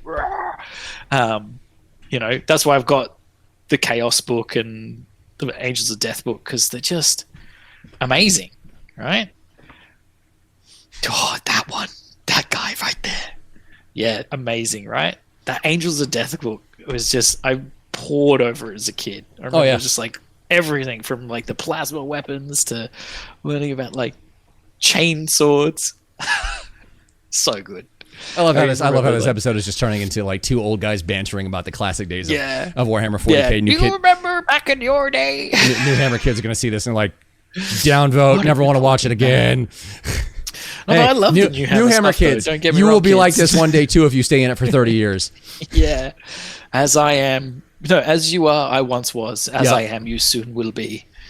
But, and I'll say that. I think the new Warhammer stuff is pretty rad, though. I'm again, just to see new Chaos Dwarves. I think you and I were talking off camera, just the whole thing, like all the animation and like that you can see now, and watching these little guys on the tabletops that we grew up adoring in the 90s. Now they like fully realized and rendered and doing full battle. And God, I mean, Space Marine and Space Marine 2. I've got like a whole shelf of Space Marine action figures. I want to buy one of those and paint it so bad. Bro, they're amazing. I remember as a kid, because I was into comic books, action figures is kind of like wishing that you had one. Yeah, and I was like, these things would be so cool as action figures. Yeah. And then they came out, and like I just didn't tell my wife how much I spent. Honey, I went to the store and bought Monster and a bunch of Warhammer. It's very, very cheap. It's fine. They're just toys, and it's really fun, like watching my son play with them and things like that, because you know they are toys, but man, just so cool. So yeah, modern Warhammer's rad. I love all the extra media around just like the core of the hobby. Just so, I mean, Games Workshop, pull your thumb out, mate, and release a coloring in book. Why don't have a coloring in book? They're so weird with their IP sometimes, but like it's killing me. Is like I know they got the whole Henry Cavill TV series, which I'm stoked for. I'm really curious as to what they do with it, but to me, it's like, with the animation, I get it's not easy to do, but with the animation in Kill Lupercal plus the animation in Angels of Death, the black, white, and red series, I mean, they've got a whole scripted out time like saga of the Horus Heresy. Like make that into a TV show. You've got like 20 seasons worth of that show in just the main storyline of the books. Yeah. I mean, literally like every single book in the main storyline could be its own friggin' season. Take the stories told in Paw Patrol and just make it about Space Marines instead, and you would sell millions and billions. Yeah, do it with orcs. I mean, the orcs, both sides adapt well to the cartoony stuff. I really orcs do are think, cartoony as it is. Because at the moment, what I'm doing is when I go into work, I'm printing off like those Space Marine reference sheets that you can do to like create your own chapter and stuff like that. I'm just using Photoshop to like plonk them all onto a page so my son can like color in Space Marines. And I'm like, Games Workshop, get on this. Yeah. You want to make new customers? Get in there right early. Yeah. Well, and like the cool thing you're talking about with this is like you're forming a special bond with your kid over something that you both thoroughly enjoy. And, you know, he may wind up like us, where it's like 30 years later and he's, you know, takes a 10-year break and gets back into Warhammer in the year 2070. Yeah. God, that'd be sick. You know, there's my hobby night that I go to on Mondays, the paint night. There's two kids that go. This new kid started coming, and he latched onto me really quick. I really like him. He's a great little dude. I think he's 11 or 12. And just seeing, it's so cool to see these youngins, like it's like looking in a mirror. Just their excitement and their enthusiasm, and just the way that they're both into Space Marines, just the way that they're just dazzled by Space Marines.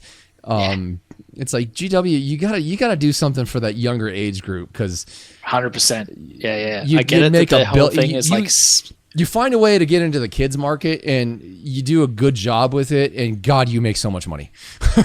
Oh yeah, even just Space Marine underpants.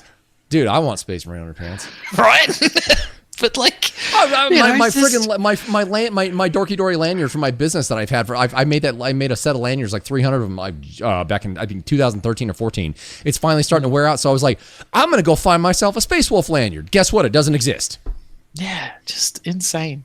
You're right. They do weird things with their IP. To me, it's like, you want to make Space Marine underwear? You might make some boxers. Guess what? I'm buying them because I want to see my girlfriend in them. Yeah. They don't get it.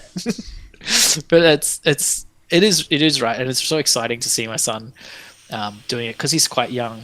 He doesn't care about anything, right? He really opened my eyes to the joy of Warhammer again. And it was so simple. We were building this little Primaris Marine, and he's like, "Oh, I want to stick some of these," and he's pointing at the little relics and like the weird little things that come with him. I was like, yeah, let's do it. So we cut them off, and I was like, look, they got this like tiny little chain, they're supposed to hang from the belt, or you could maybe hang them from a shoulder pad or something. Where do you want to put it? And he looked at me and he's like, on the gun. I was like, oh, you sure? And then we stuck it on the gun, and I was like, actually, this is the most Warhammer I've ever seen, because now we've got this like cathedral relic gun that he's got. And I was like, I would never have done that, and it's the best thing ever. Yeah. Right? It's like, it's so nice. So. Oh yeah, little kids' minds are they're just an open book. They're a clean palette. They're a clean canvas. They see art and creativity very differently than teenagers, young adults, or us old guys do. The best one was we built one. They got the pointing fingers, like, oh, go over there, right? And so we built him, and he's got his gun, and I was like, all right, we got the head now. The head should be like looking where he's pointing, right? And my son looked at me, he's like, no, Dad, it needs to look where the gun is pointing so he can shoot the bad guys. And I was like, got it in one, buddy. You were right. And it's just like, and again, it's like, I would never have done that, but it makes him happy. And that's what all this is about, right? Like, just the joy and the love of it. Yeah. And so I think Modern Warhammer has definitely made that possible, because there's no way a 5-year-old would be able to handle like metal miniatures and things like that. It would be too much for him. So, and too small. Okay, so we went on a whole tangent about like just doing cool stuff and how Games Workshop really needs to release underwear and kids' toys. I think I'm only going to ask one because it's getting late for me. It's already Tuesday morning. No, that's all good, man. I think I'm going to ask one more question, and then we'll dive into your Instagram stuff. Question is, what advice would you give painters just starting out to help them avoid pitfalls that you've experienced? And especially I think this goes a little deeper for you because you got your son involved in this too. Yeah, I think just like there's so much information out there, right, that you can learn from, and it can also be a lot, because then you start to think, oh, I have to do things that way, right? Just have fun with it. Like if you're wanting to pick up and learn painting, like sure, maybe go find yourself a tutorial specifically for that miniature. I'm only saying this because that's how it worked for me, right? Like I didn't want Warhammer to be something where I'm like trying to think too much. I just want to paint because I want to disassociate for a while or something. So make it easy for yourself, right? Find a tutorial specifically for that miniature and just try your best to follow it. But also, like, don't try and do everything all at once. Don't try and worry about like thinning your paints and all that stuff when you get started. Warhammer looks sick when you just like put a base coat on it and then slap a null oil wash on it and you go, job's a good'un. It does. It looks awesome. My first like Chaos Marines were literally like base coat with a wash over it, and I remember sitting back going, I am the greatest in the world. Right? Because it's easy to then like, you're just starting and you're trying to follow some of the world's best. That'd be like trying to start learning tennis and you're like, well, I'm going to start learning how Djokovic serves. It's like, bro, good luck, right? Just make it easy for yourself and don't expect to be super awesome straight away. And I think that's why I like recipes and things like that, because it removes a lot of that worry around like what color scheme and what do I, it's like, no, this is how the red is done, and don't need to know why it's done that way. Just do it like that and it will be fine. All right. I think that would be my advice. And then only, you know, I don't know if it's good advice, but that was how I approach it. Just make it as easy as you can, because it's a new skill, right? And so you want to make the suck not hurt so much, especially when you start, because you want to build up your confidence to like go through the suck. If you straight away are trying to learn glazing and layering and all this stuff, it's like, whoa, it's too much, man. Just put paint on a plastic miniature and cover that bad boy in a wash, and it's going to look awesome. Well, I will say it's a lot easier now with like the triad systems they have set up. Yeah, you just buy the 3 reds. And you're from my era, back when. Actually, I've got it on hand. I can show you exactly how many colors Citadel had in the 90s. Yeah, right. That was their entire paint rack. So and that would have been impressive back then. I mean that was every color available in the second edition colors, the hexagonal bottles, and hexagonal. There we go.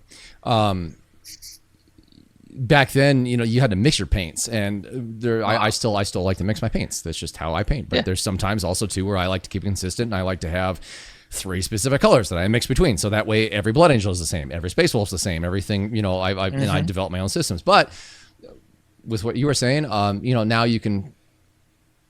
You know, you talked about, you know, if you want to get into the layering side of things, you can actually just go, okay, so to paint a box art style Space Marine, Ultramarine, I need these 3 or 4 blues, and then to do the metallics, I need these 3 colors, and then to do the golds, I need these 3 colors, and maybe for little bits and pieces, I need black, white, and 2 other colors. Boom, that's your entire army. That's the 12 paints. Agree. That's your entire Ultramarine army, and you can learn the entire process and go through the suck and get good and get even better, and then get even better. But it's simple enough now, whereas, you know, back then it was like, mix this color with this color, but don't add this color yet. Add that at the very end.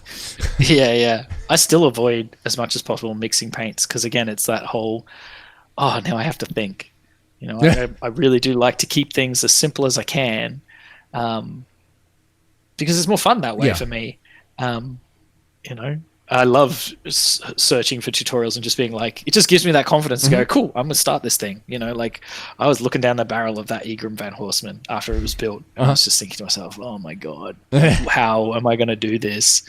And then I just was like, okay, let's go look on YouTube and find some cool colors. Yeah. And just happened that one came up and I was like, yes, Orange Dragon. And I just followed the tutorial and it made it so much easier. And I think that would be my tip. Don't overcomplicate it. Don't throw yourself into like trying to learn all the techniques at once. Just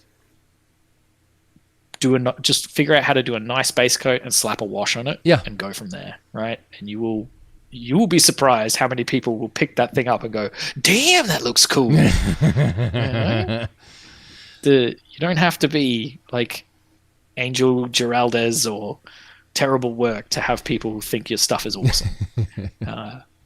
But the thing is too, if you're having fun with it, you'll learn faster and you'll learn more. Yeah. If you're struggling and you're getting frustrated, one of my guests said that if you're struggling and getting frustrated, then you need to like go find something else to paint. Yeah, definitely. Because you're just like lower your standards. You know, I've got a whole bunch of Chaos Cultists that I absolutely, once I built them, I was like, I don't want to paint these things. They look awful, like in the sense of like having to paint them. But I thought, you know what? I'm just not going to set those kinds of expectations for myself. I'm going to keep this simple. I'm just like, everything only gets one level of highlight and everything's getting drenched in Nuln Oil. And when it was finished, they look all right. I was looking at, like, I wanted to enter at Las Vegas Open here in town, I wanted to enter the large scale miniature category. Again, I did it with my old epic scale plastic Warlord Titan from the original box set. And he almost got an award. I'm not sure why he didn't like at least get a bronze, but thinking about painting another one. But I'm kind of sitting there like, I want to paint something bigger, and I pulled up the current Warlord Titans on Games Workshop site, and I'm like, too big. There's just so much to paint. Yeah, It just doesn't look fun. But I might plunk down $100 one day and buy one and just paint it up and just, like it'll take me. I desperately want like some venom crawlers and a land raider for my Chaos Army. But you're like, oh. I just know that they're not going to be fun to paint. Yeah. That's just, modern Games Workshop stuff is just so detailed now. And like the new Saturnines, I think they look cool, but do I want to paint one? No. There's too much going on. I just don't want to do it. Like I don't think it'll look good in Grim Bright. Yeah, well, that's it. We'll never know. I'm just hoping that because I saw Pete the Wargamer's conversion, right, where he made it into a Nurgle like Praetor. As soon as I saw those Saturnines, I was like, man, please give me Chaos versions. He took the Saturnine Praetor and made it into like Nurgle. I think I saw the one you're talking about. It looked cool as hell. Oh, it was amazing. But like, there's definitely something to be said for like the crazy amount of detail. Yeah. But then compare it to some of the stuff that's available with 3D printing, and some of that stuff just, I was like, oh, no way. Like, yeah, it's cheaper for something that looks like a good proxy, but they just are so over detailed. Some of these independent people who make their own. Well, they're like stuff. Okay, I'm not zero podcast and mentioning her. Louise from Rogue Hobbies did an episode right after Christmas time where she bought a new iPad for Christmas, and she got into 3D sculpting, and she had Rob print her out her sculpts, and she developed a new appreciation for what Games Workshop does and what makes a good miniature, especially like her my next episode coming out next week. So like this is what is this? We're filming this in July 17th. So my next episode that's coming out is with the chick who sculpted the Frog Pope in my profile or in my Instagram. That little frog guy with the fish on his head. Beldor Studio Rachel, and then Tim Prow I just had on. Well, that was months ago, but the episode just released it like 2 weeks ago. All three of them paint their own models, so they get a really good understanding of like how detailed depth and like what's fun to paint, what's irritating to paint. Like, will people like this? Probably not, because I hated every second of it. But Games Workshop is really good at keeping their detail quality really defined and deep in their plastics, whereas you just said the 3D printed stuff. Yeah, there's some people like the renders, like the lit gray scale renders, they look amazing, but when you print them out, when you take them, they're sculpting them on a screen, they get as close as they want, but when you squash that down to 28 millimeter to 34 millimeter, a lot of that's going to go away because, well, one, the printers simply don't have the resolution for it right now. They're good, but they just don't have the resolution for it. They're getting there. I'm guessing they'll be there in the next 5 years.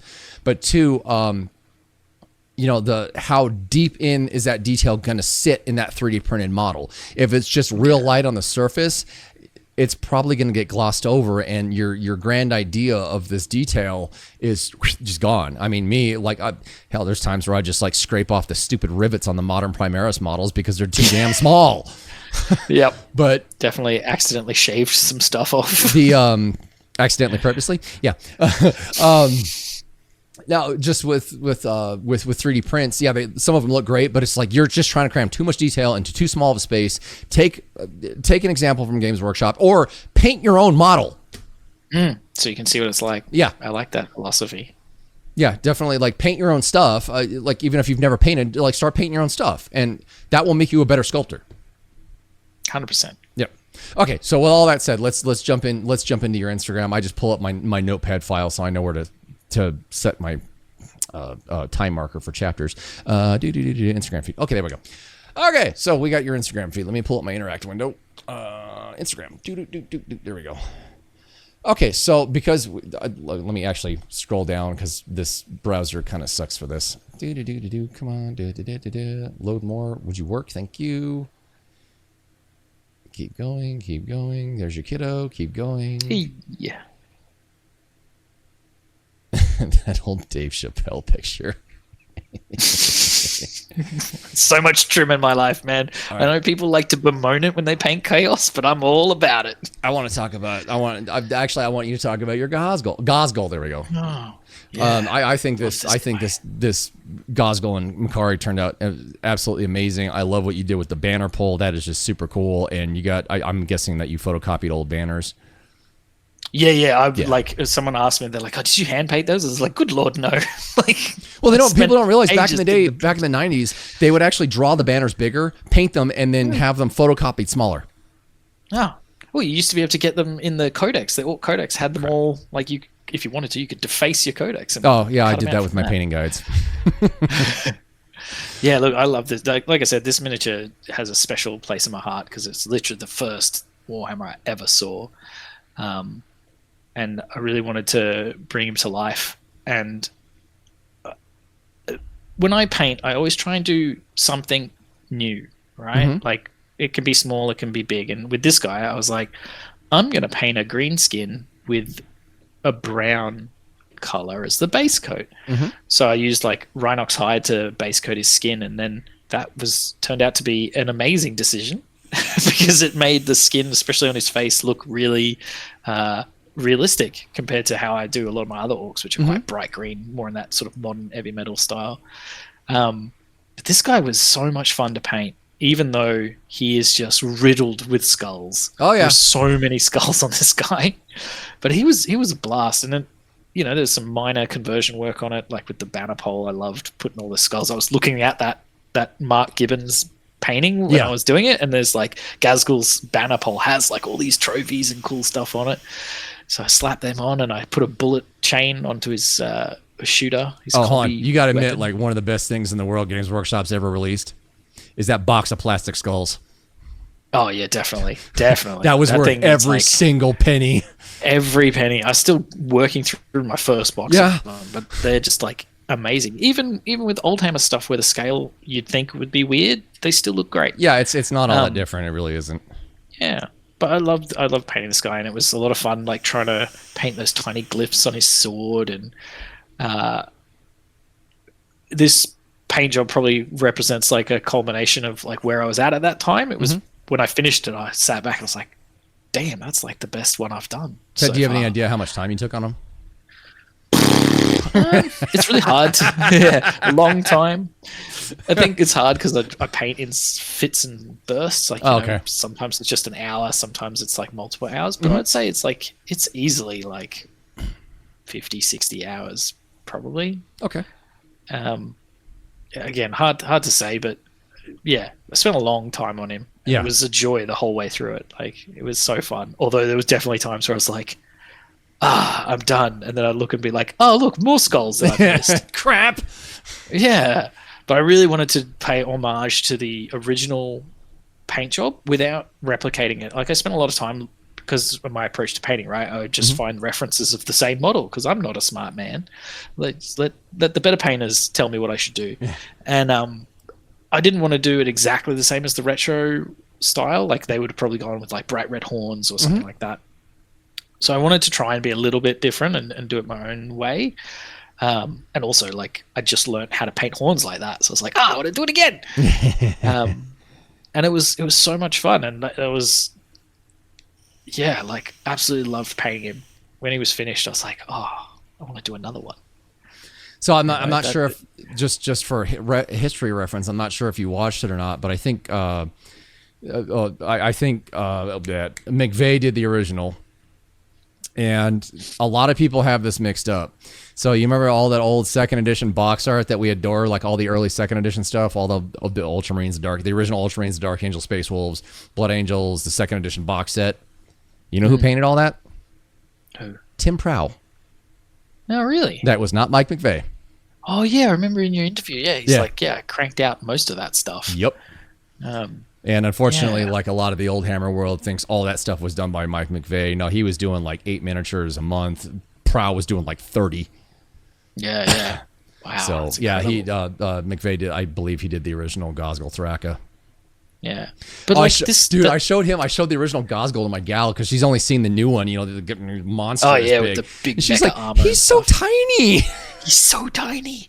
I'm so disappointed though with the modern orc style that they've kind of abandoned the sort of weird Mongolian Attila the Hun kind of vibe that some of them had. Like this dude's big furry hat and things like that. that was a really interesting angle to go with orcs, especially with goths. And this dude's hat is amazing. You might want to go check out what Voorhees he's doing. The next minute he's posting, he's been working on. Remember that old? It was I think it was a single piece orc, but it was the old orc with a hook arm and a pirate hat. Oh yes. Yeah, he's doing one of those. It looks absolutely badass. Sick. Yeah. Yeah, I love it.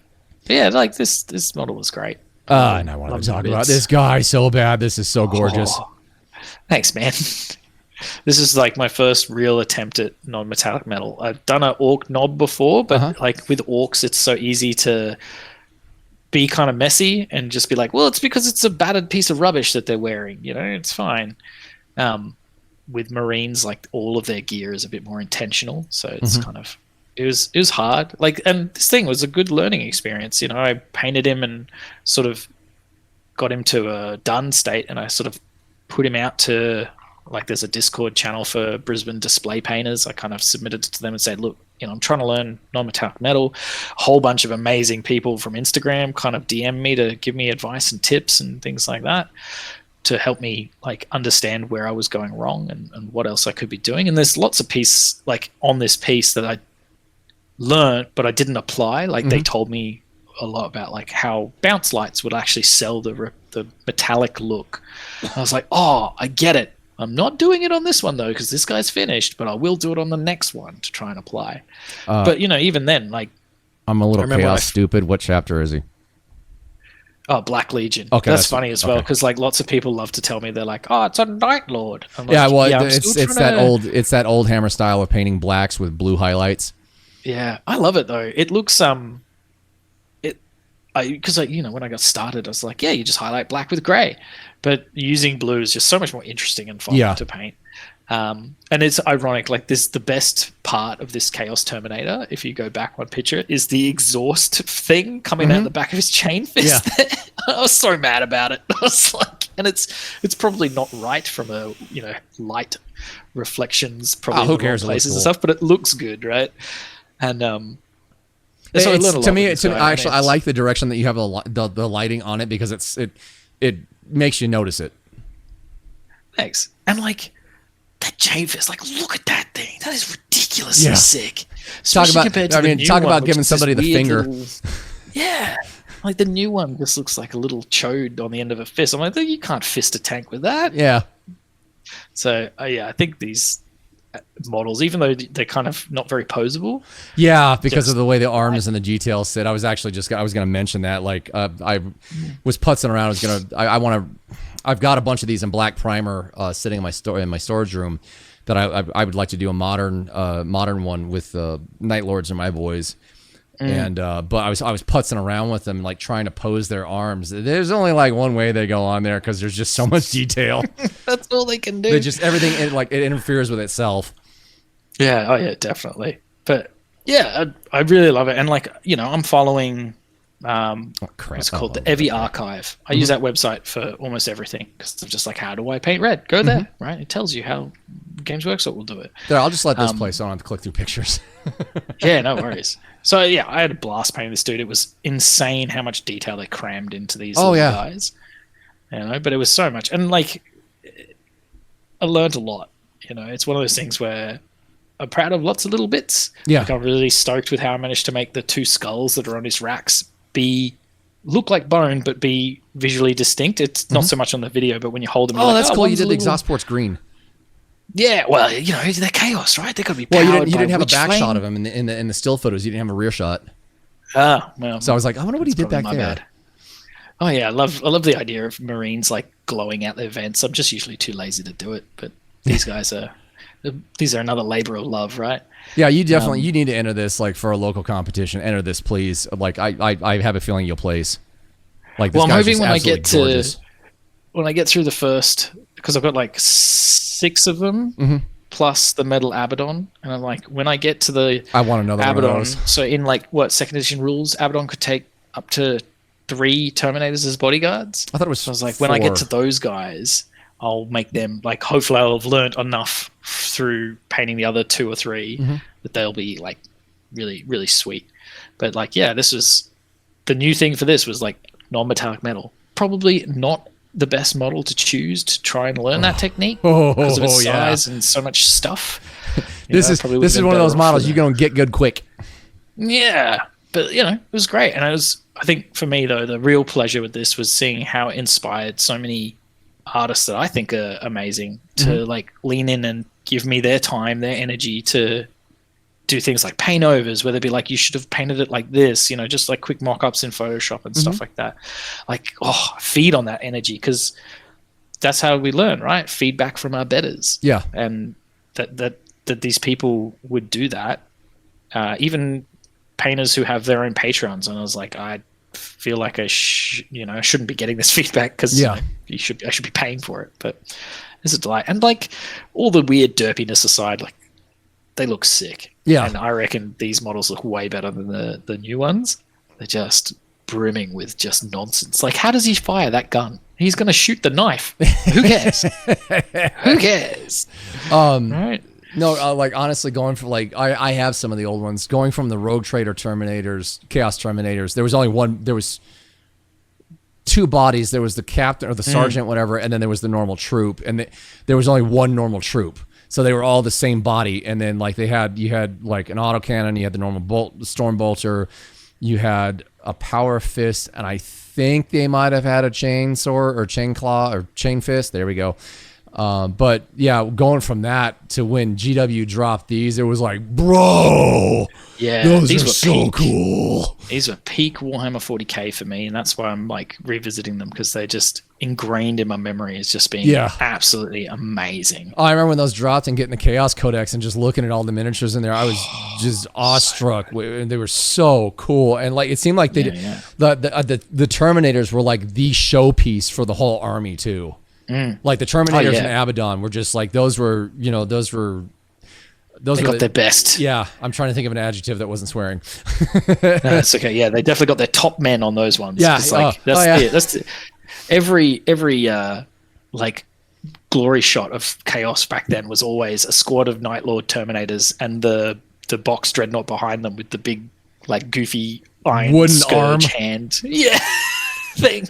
But yeah, I think these models are awesome. They're not the easiest to paint, but they look rad. Yeah, and if just anybody watching, if you want a good challenge for yourself, go find one of those old bad boys and paint it up. You will definitely be challenged. And unfortunately, you do have him done. Cool. Oh yeah. Yeah, this is Egret Horseman. Yeah, we were talking so much about this. This is just it's kind of interesting how you did him in blue. Trauma. Yeah, well, he's Tzeentch, right? Like, if you're going to have a big, scary, like, wizard on top of a giant lizard, and the lizard is orange, I looked at my basic color wheel and went, blue.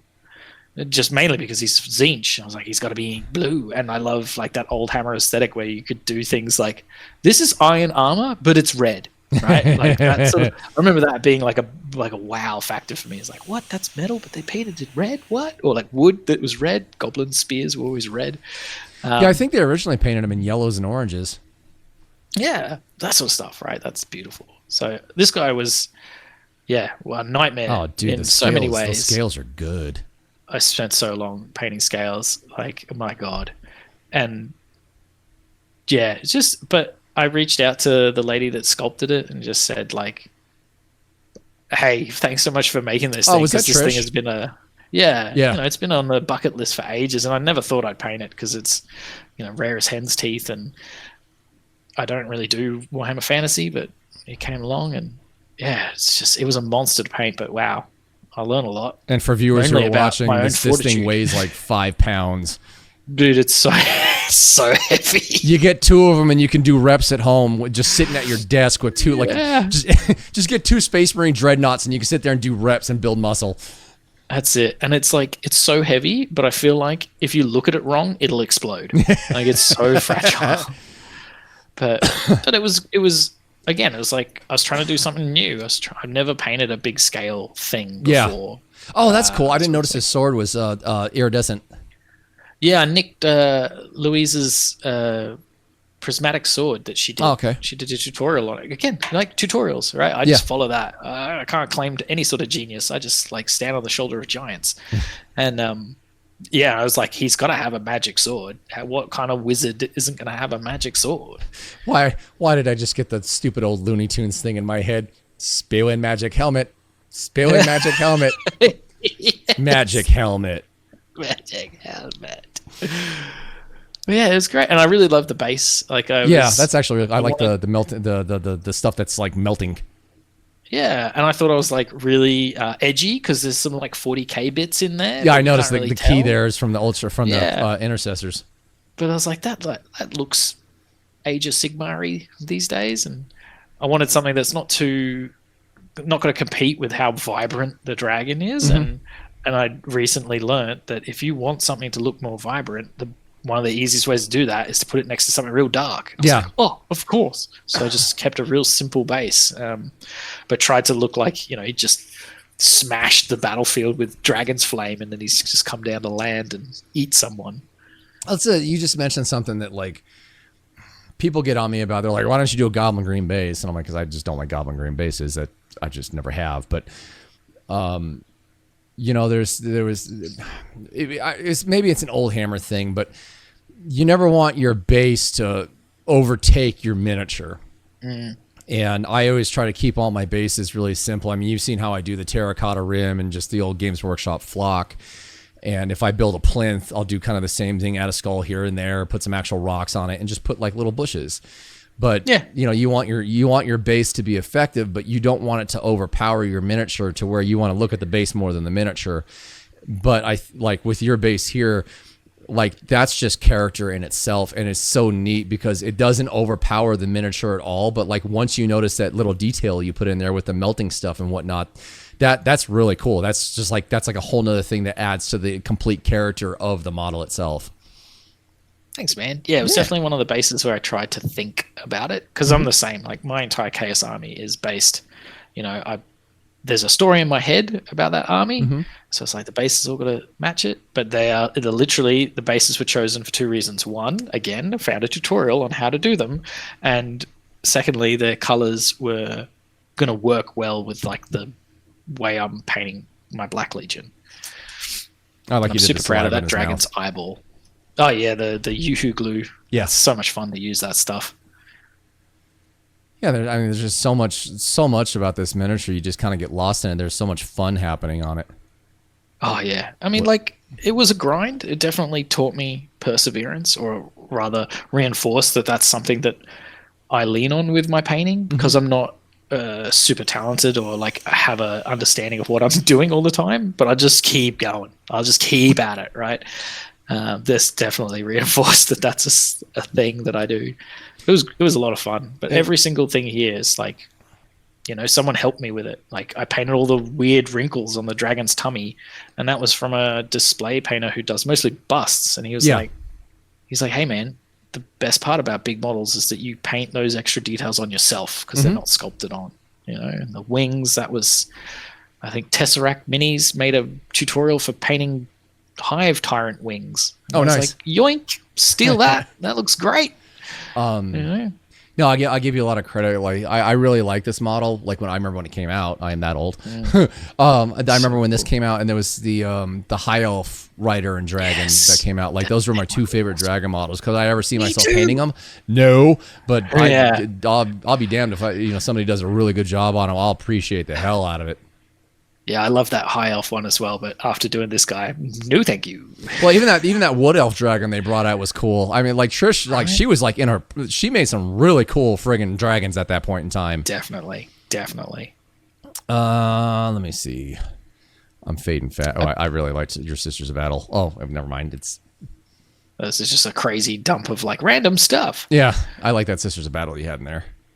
Thanks, man. Yeah, she's down I like the Order of the Bloody Rose because, I mean, they're really blood angels.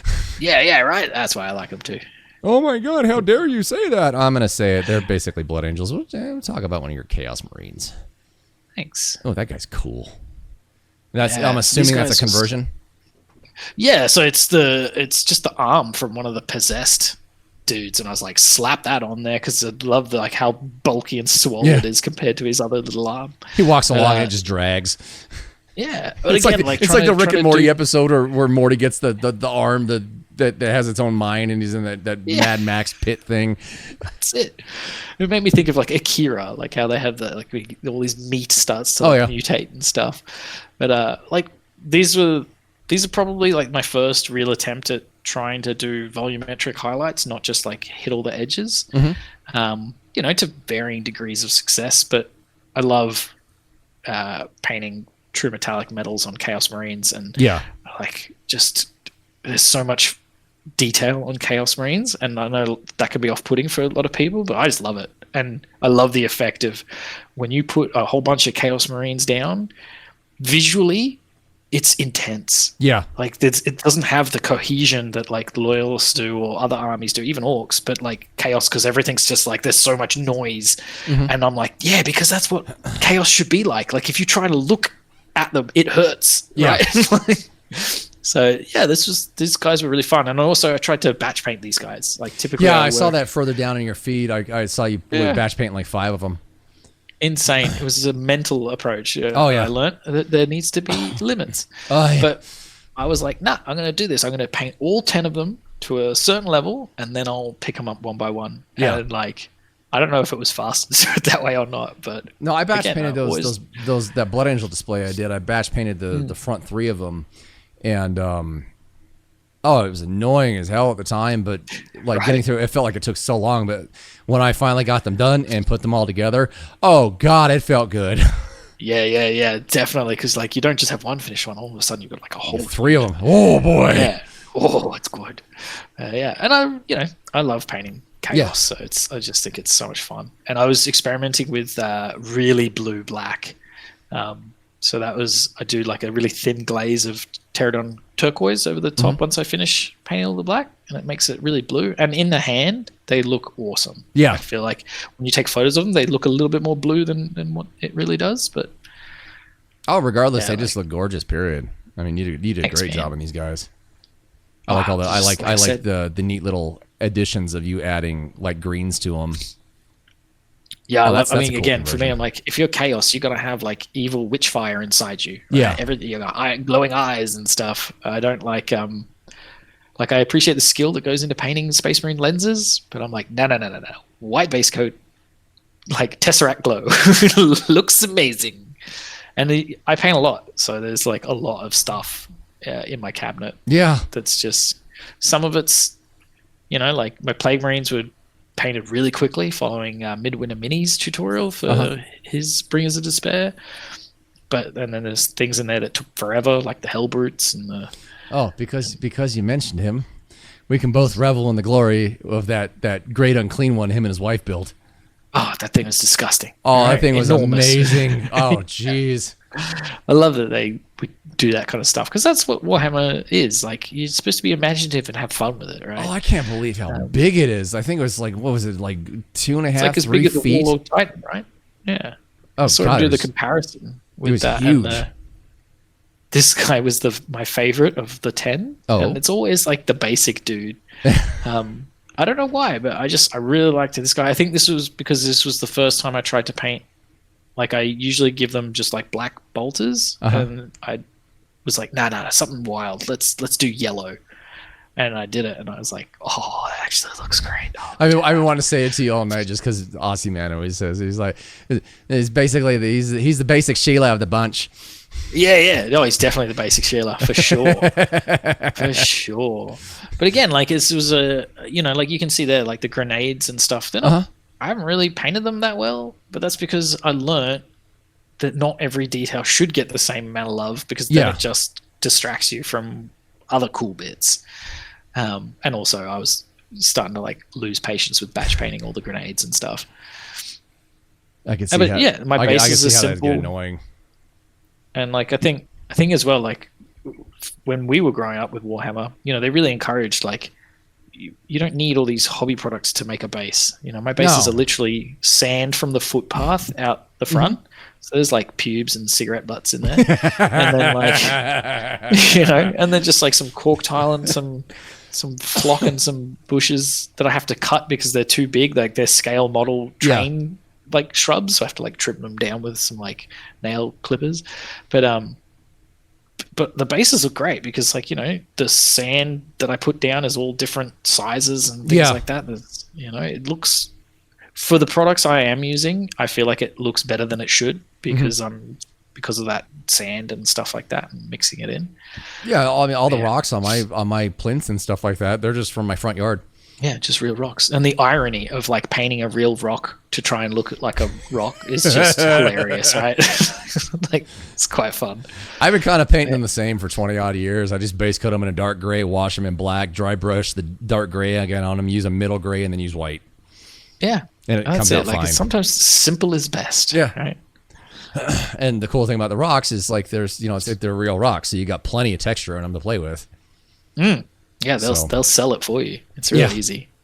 And we'll finish up with one last one. There was a dwarf down here. I thought this was cool, the Kraken that you did, but I really liked your dwarves. These were cool. Thanks, man. Yeah, I really enjoyed painting these guys. I was just like at my local hobby store on a break from work, and I saw this kit called like Crypt Tales. It's like Dwarven Crypt thing. It's a Dungeons and Dragons encounter. And I was like, oh, I've never painted anything outside of like Games Workshop models. These look rad. I love dwarves. And there's, you know, just a small number of them with some like terrain stuff that came with it that I haven't bothered painting. And yeah, I was able to bash these guys out because they're mostly just beards. Quite quickly. And I think that was the intention, was always to like work through them relatively quickly and learn, like, be a bit freer with things like skin tone and stuff like that. There's a lot of issues with those models. Like, these models made me appreciate how incredible Games Workshop models are. Because these metal like these or plastic? photos, these were plastic. Oh, okay. There's a lot of like weird stuff going on, like in like especially on the backs, like casting issues or just like strange details that looked like they were supposed to be something but didn't come out that way. And I just, I think I was painting these when Games Workshop released the new White Dwarf. Like, he's got that huge axe, and so I was like, oh, I've got to paint my leader like the White Dwarf. I didn't know they released a new one. I'll have to go look for that. Grombrindle or whatever he is. It's, when I say new, it's like back when they released him, I was painting these guys. Oh, okay. I remember the metal White Dwarf they made in the 90s. Oh yeah. This one's. I think he was a Games Day exclusive. I don't think you could actually buy him. Yeah, I think similar to the Red Gobbo, right? Like, they did a thing, didn't realize what they had. It goes, quote unquote, viral, and they went, the White Dwarf has to be a thing, right? Because everybody loves him.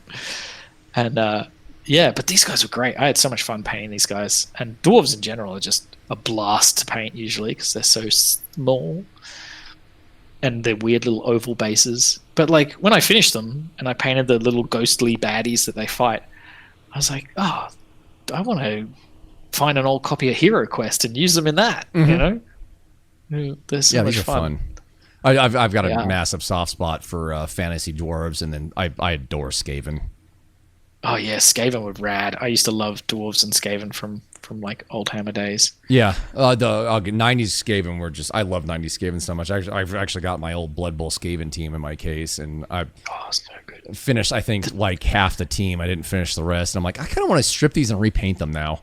Yeah, they're very cool. I always loved like Deathmaster Snitch and the Doom Wheel. And, like, the Skaven rulebook, also awesome. But these guys were just fun. And I was trying to learn more about like what colors could sell skin tone. Oh, Chaos Scribblies. You know? And there we go. There's your White Dwarf looking guy. I love that guy. He's my favorite. I stuffed him up with his nose. He's got like a splodge of white paint where it shouldn't be, but it's whatever. You know, it's just having fun with them. And I think trying to push like how well you can do metallics without spending ages doing it. And like, I don't know if I did well, but I feel like I learn't a lot. Again, like, I was like, oh, you really do need to push it like super black to get that shine looking effect. Get the bling. Like, I wouldn't have learnt that unless I tried and was comfortable with the fact that it's not the best, but it's, you know, it's new, fresh to the palate. Yeah, I've been putzing around with like how I do my silvers. Like on my Blood Claw that I recently painted for his power sword.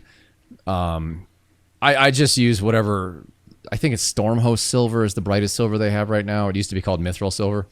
I just based it in Stormhost silver, and then I do this for my metallic, for my silvers. I'll wash them in a mix of Black Templar. That it's got like a blue tint to it. It's basically the old 90s armor wash. That's why I bought it. Black Templar, Known Oil, and water. I'll mix all three of those together and wash over my silver metallics with it.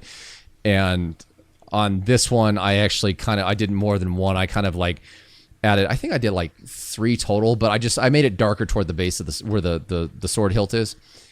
And then I just took Stormhost silver and just brushed straight lines onto it.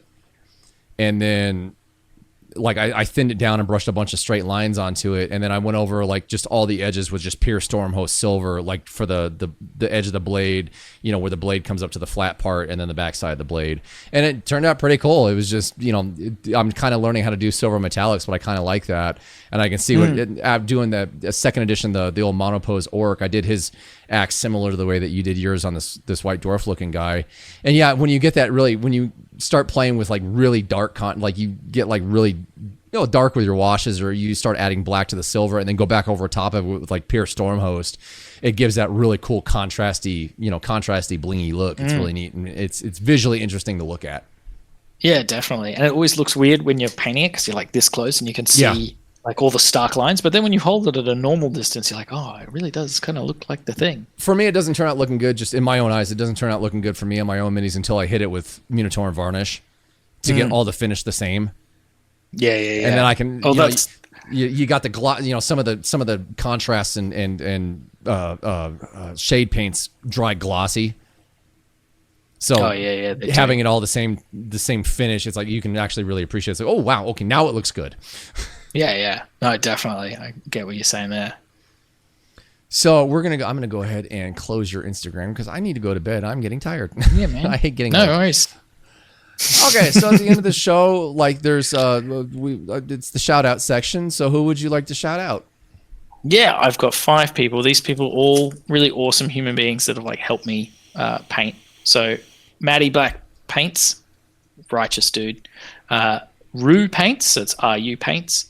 Alex is tired, 69. I'll write these Blood down and Brush, and Studio Fuchs. I don't know if that's how I'm saying it, but all those people like take time out of their busy days to help some person they've never met before paint their little toys a little bit better. And that to me is like awesome. Like that's really awesome because they are good painters. Nice. And I'm like, whoa, wow, thank you very much. So, that's one thing I found about the painting community is like it seems everybody's very open and welcoming, you know, and like I really haven't bumped into anybody. I've seen people who do it, but I haven't really talked to anybody who gatekeeps information. And everybody, you know, it just seems like everybody just wants to lift each other up and help each other and like, oh, dude, hey, not hating on you, but try it like this, see what you think. And you're like, oh, dang, that's cool. Yeah, I think it's one of those things where it's like, doesn't matter how good you are at a thing, you could always learn something. Yeah. Right? So, yeah, I agree. It's a pretty awesome something community. new to do for the show. We talked about it initially before we started the show. I want to have my guests leave a question for future guests. So what question would you like to leave for a future guest for the next episode? I would like to know what miniature they think is awesome but would never want to paint. Because like I had a reverse experience with Egram. I was like, that's going to be amazing. And then painting it was like, oh. So I'd love to know what miniature they think is really, really cool, but they would never want to paint. Okay. I will write that into my questions list for the next episode and torture somebody with that. And I I skipped something that I'm kicking myself for now. I incorporated it in the last episode. I meant to ask you when we were doing the Instagram thing, what was your favorite mini that you painted? But I'm going to die if we have to go back to that. No, it's all good. It's Gazgul. Okay, fair enough. I'm glad I really like that. And we talked about it because you did an awesome job with him and Makari. Thank you very much. So thank you for coming on the show. Anybody watching, his Instagram's been up the entire time. Go check out SomeLengthiness' Instagram. I keep wanting to say something lengthiness. But yeah, go check out his Instagram. Give him a follow. And if you need painting help, please feel free to ask him because I know he'll answer questions. And I'm going to stop rambling and shut the show down now. So thank you guys for watching. Here's a couple more episodes. Maybe by the time this comes out, I might have my Ultramarines tutorial done. But until then, I will talk to you guys in a bit. Thank you for watching.